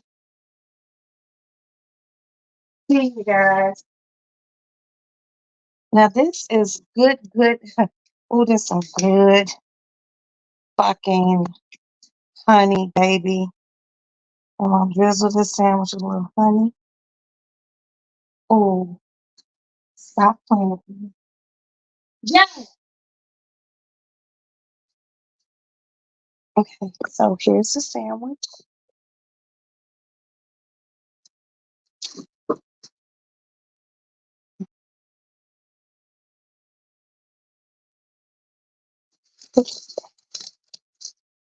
Look at that. Look at that. Look at that. My husband's gonna be so fucking stoked.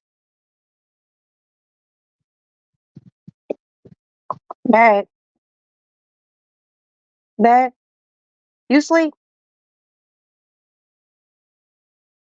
Okay. There's nothing wrong. I want you to see this perfect fucking sandwich that I made. Go to sleep. Look at that sandwich, you all. Look, look. Stop playing. I'm gonna put it on my handy dandy fucking door. Look at that.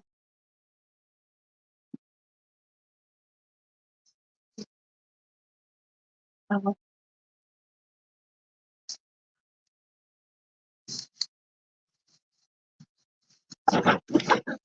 it's a big ass sandwich.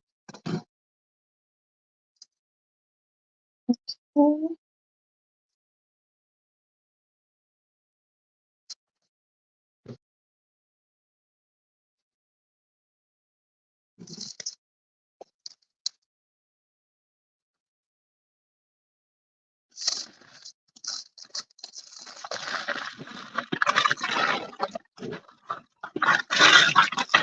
And look at that.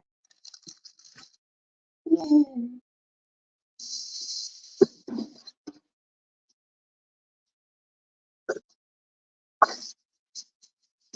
Oh,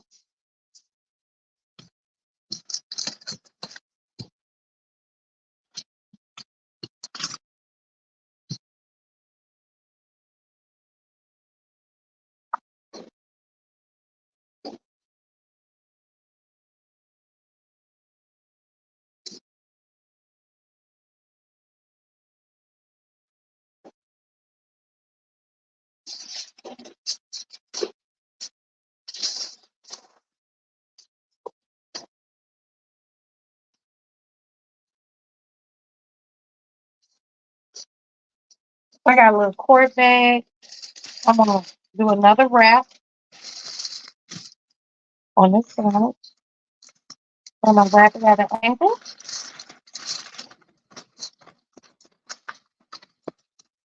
just like that.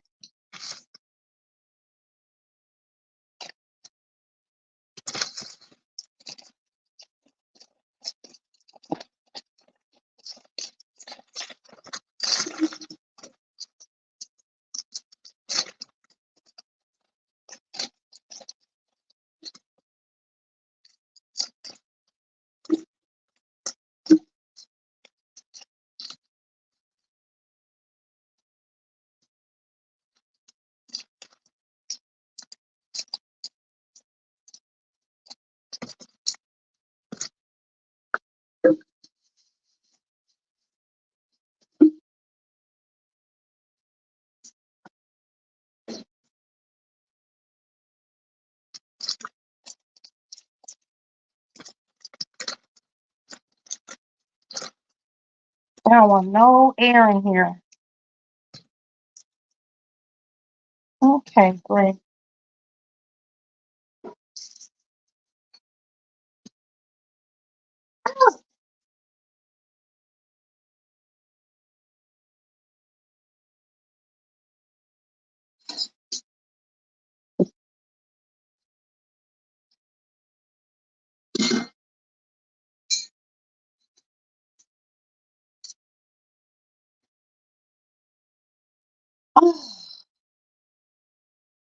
And this is why I love being a wife.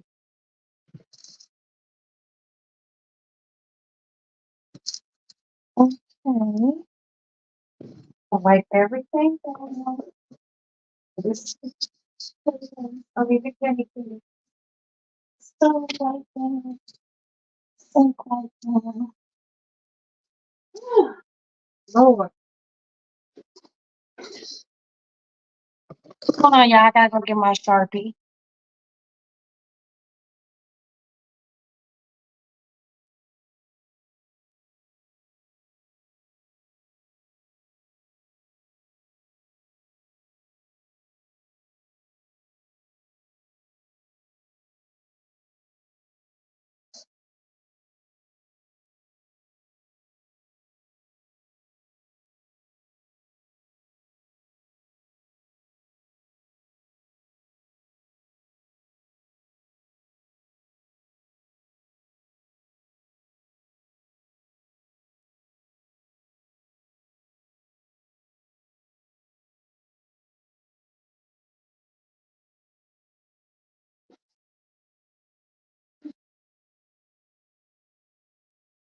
I had to go get a bag. I had to go get a Sharpie.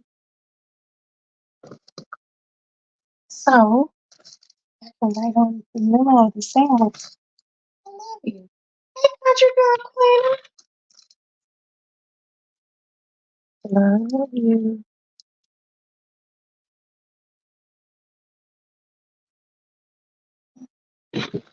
So there's your sandwich.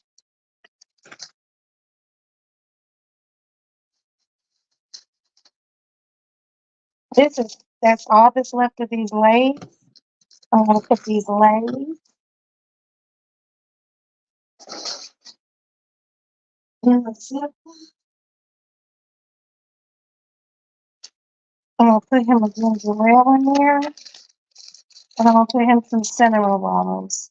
Because he like a little sweet. He like me.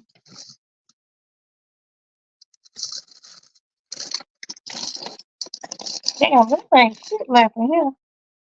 There ain't no chips. No.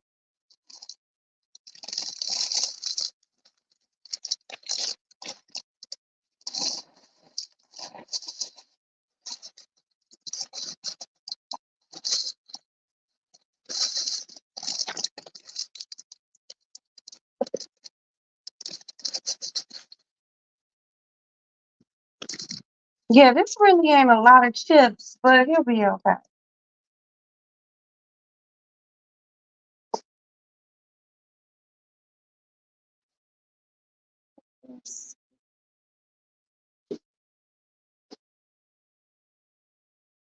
Oh, give me some of these.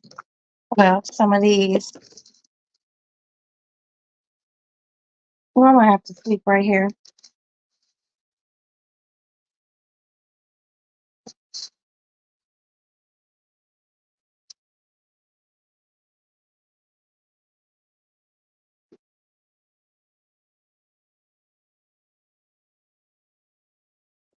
A ginger ale.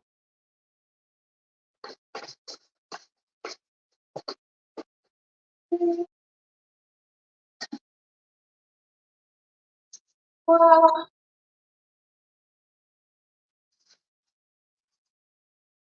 I gotta give my husband a little. I buy these plastic plates and the styrofoam.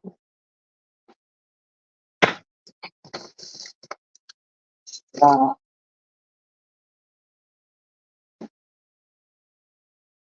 napkin and some sweet.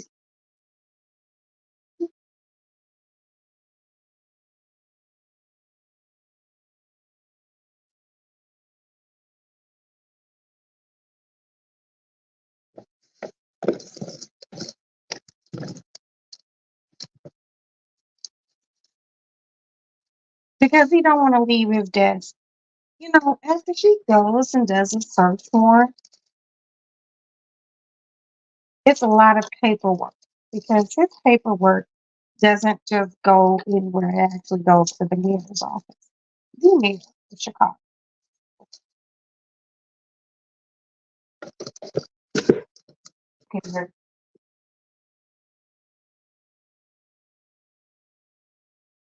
So here we go. Here goes my husband's lunch bag. The sandwich, some chips, a soda.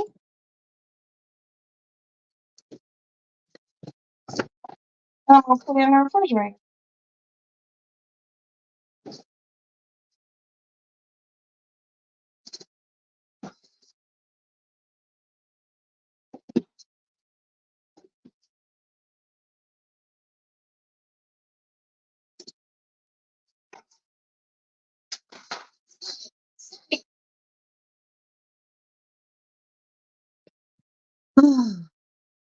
Hey. All right. Avocado loaf. Cut off the light. So I have to come back here and tell him because when I get off of here with you all and I take a sleeping pill, like Jay, in the morning, your lunch bag is in the bottom of the refrigerator in a brown bag. Everything you need is in there. Mm-hmm.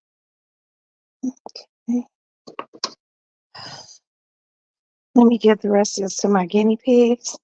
Hi, I'm not trying to bother you. I have to buy you all some more treats tomorrow. I ran out of money today. Mhm. I gotta put all this away.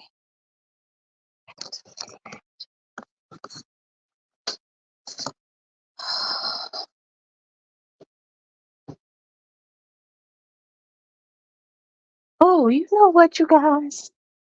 I'm gonna put the rest of these cherries on his shit. My son better take this trash out in the morning.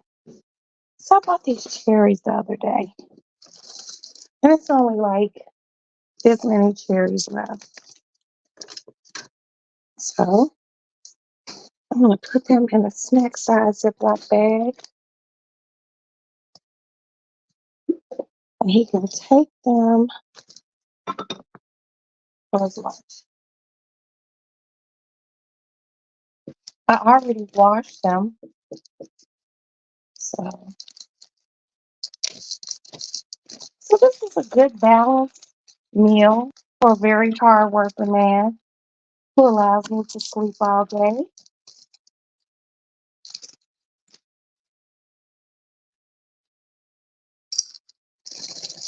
Okay.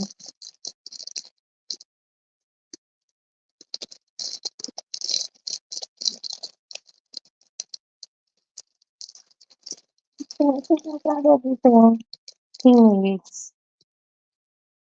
Oh, it's so good to be a complete woman. Lord have mercy, Jesus. And all the ladies who follow me, I believe you're a complete woman.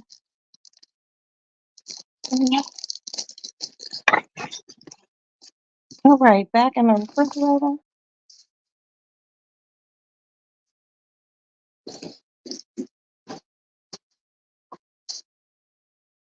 Okay.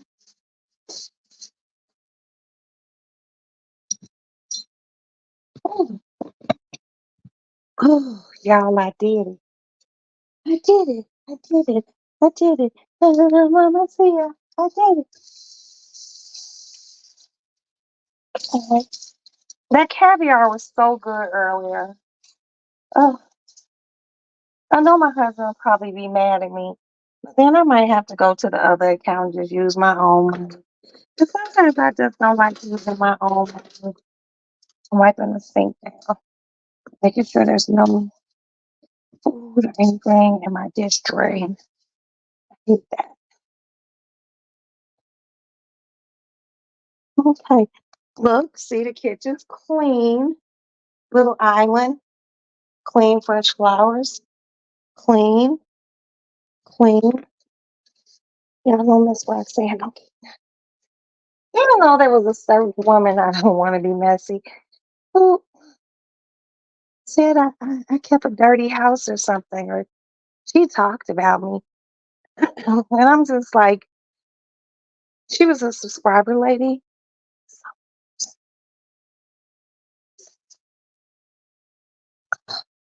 Yeah, she talked about my house, but I mean, it's all good. You could talk about me.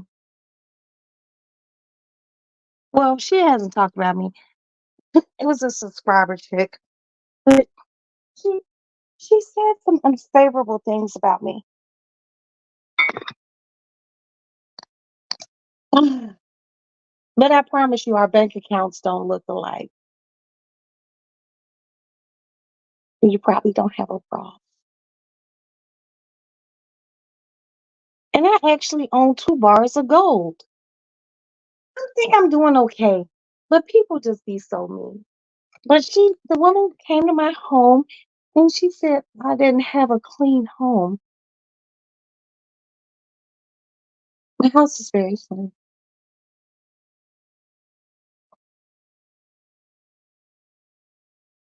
But that was a long time ago, but it still hurts.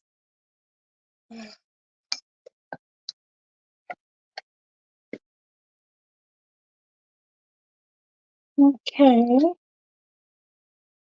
So my husband's sandwich is made, his lunch is ready for tomorrow. My laundry's done. I ate my caviar tonight. But I'm just gonna get up and go buy another one tomorrow. I don't have anything to do. And I've been doing like some little online shopping. I'm just like,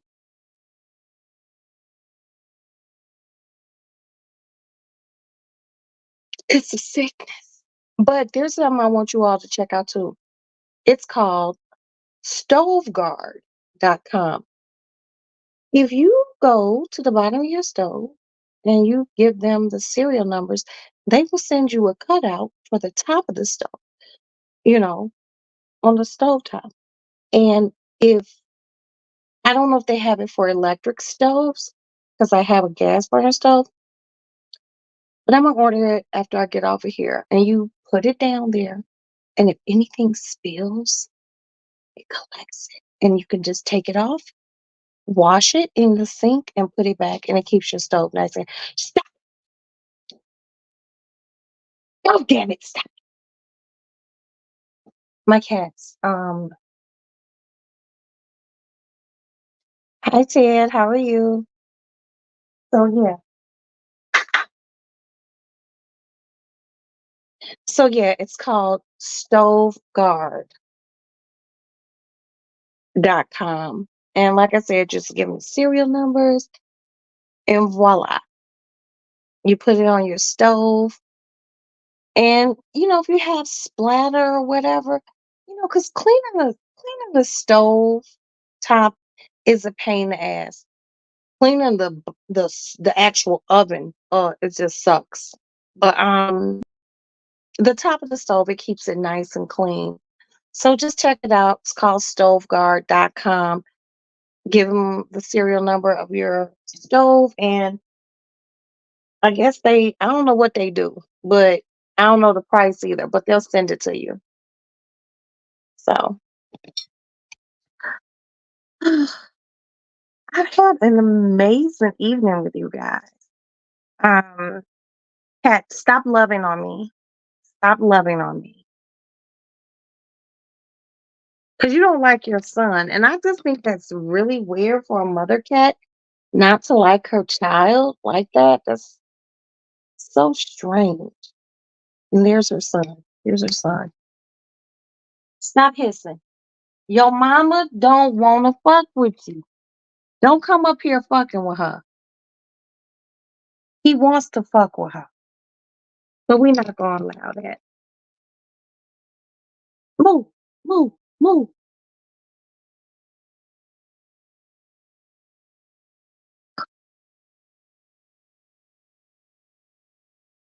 You hear her growling. Stop it.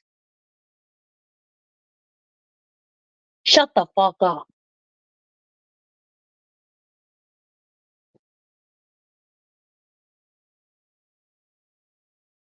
Just sit down. Damn. Ugh. I'm gonna finish this. I'm gonna smoke this cigarette. I'm gonna go lay down, y'all. Put my phone on the charger. You all were here, made a wonderful sandwich. We had beautiful conversations. Remember, I would like for you all to try to find many rivers to cross. Many rivers to cross. Many rivers to cross. It is a documentary by Dr. William Henry Gates, who is a Harvard professor of African American studies. Many rivers to cross. Hopefully you can find it. But on Netflix, please look up High on the Hog. High on the Hog. Season 1 and season 2 in its entirety. I think you will like it. Also, on February 19th, 2024, I believe it is, Showtime, no, HBO, don't hold me to that. It's called I'm Black and I'm Proud. It is a two-part series about James Brown. So check that out. That's it. Oh my God. But if anyone has any books, Pixie says she has something. Hood says she had something. Any good shows, anything that's going to stimulate the brain. I watch some smut. Okay, I watch some bullshit, but I like things that are educational. And if anyone is watching Raising Canaan, I will be giving a talk about that maybe tomorrow about the last two episodes. Mhm. I got some motherfucking theories, and I would like to share them with y'all. Why? Because I like you. But I hope my husband likes his sandwich, which he will. Um,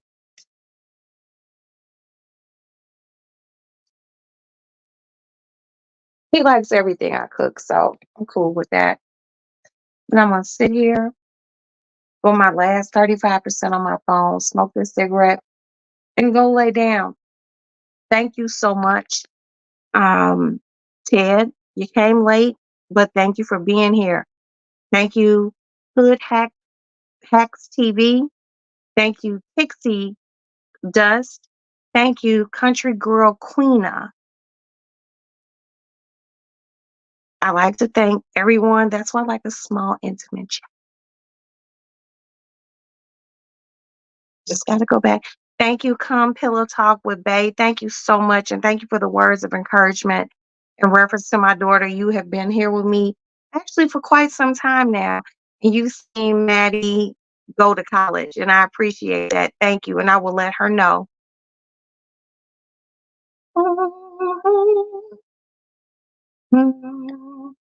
I remember seeing the official King Payne. Thank you, King, for coming through. I appreciate you, little bro.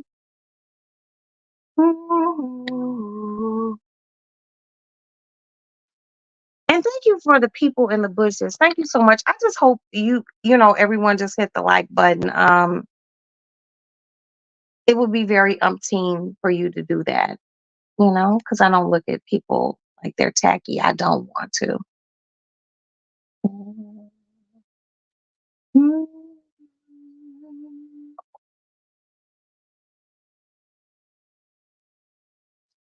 Just gotta make sure. Gotta make sure.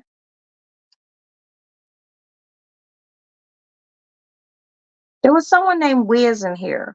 Wiz, thank you for being here. There you go. Wiz, thank you for being here. Miss Magic, Magic, Magic, Magic. Thank you so much for being here. And thank you for all your feedback. Big Reese, thank you so much for being here. I appreciate you. I gotta set my phone. I'm getting old. Phone from far away. Say Hudson, thank you so much for stopping by. I appreciate you. Don't be a stranger. Bring your ass back.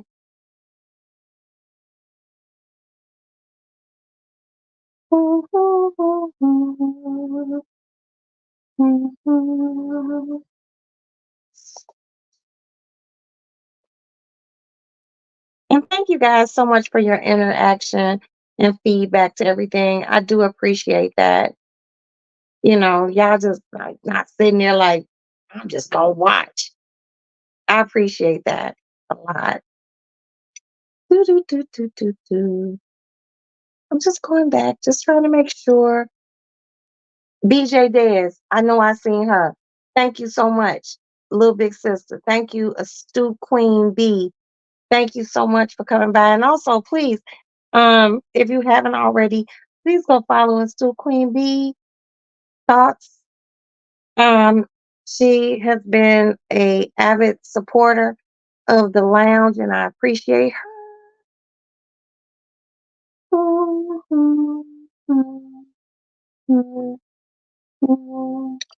Thank you, Pierre. Bike Life.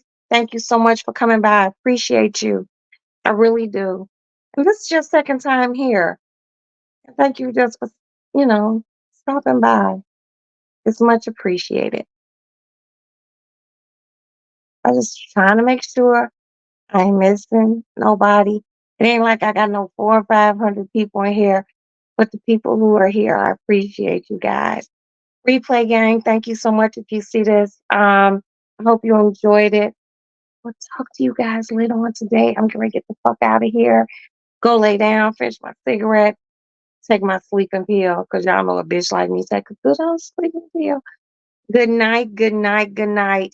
And thank you all so much for your participation and your presence.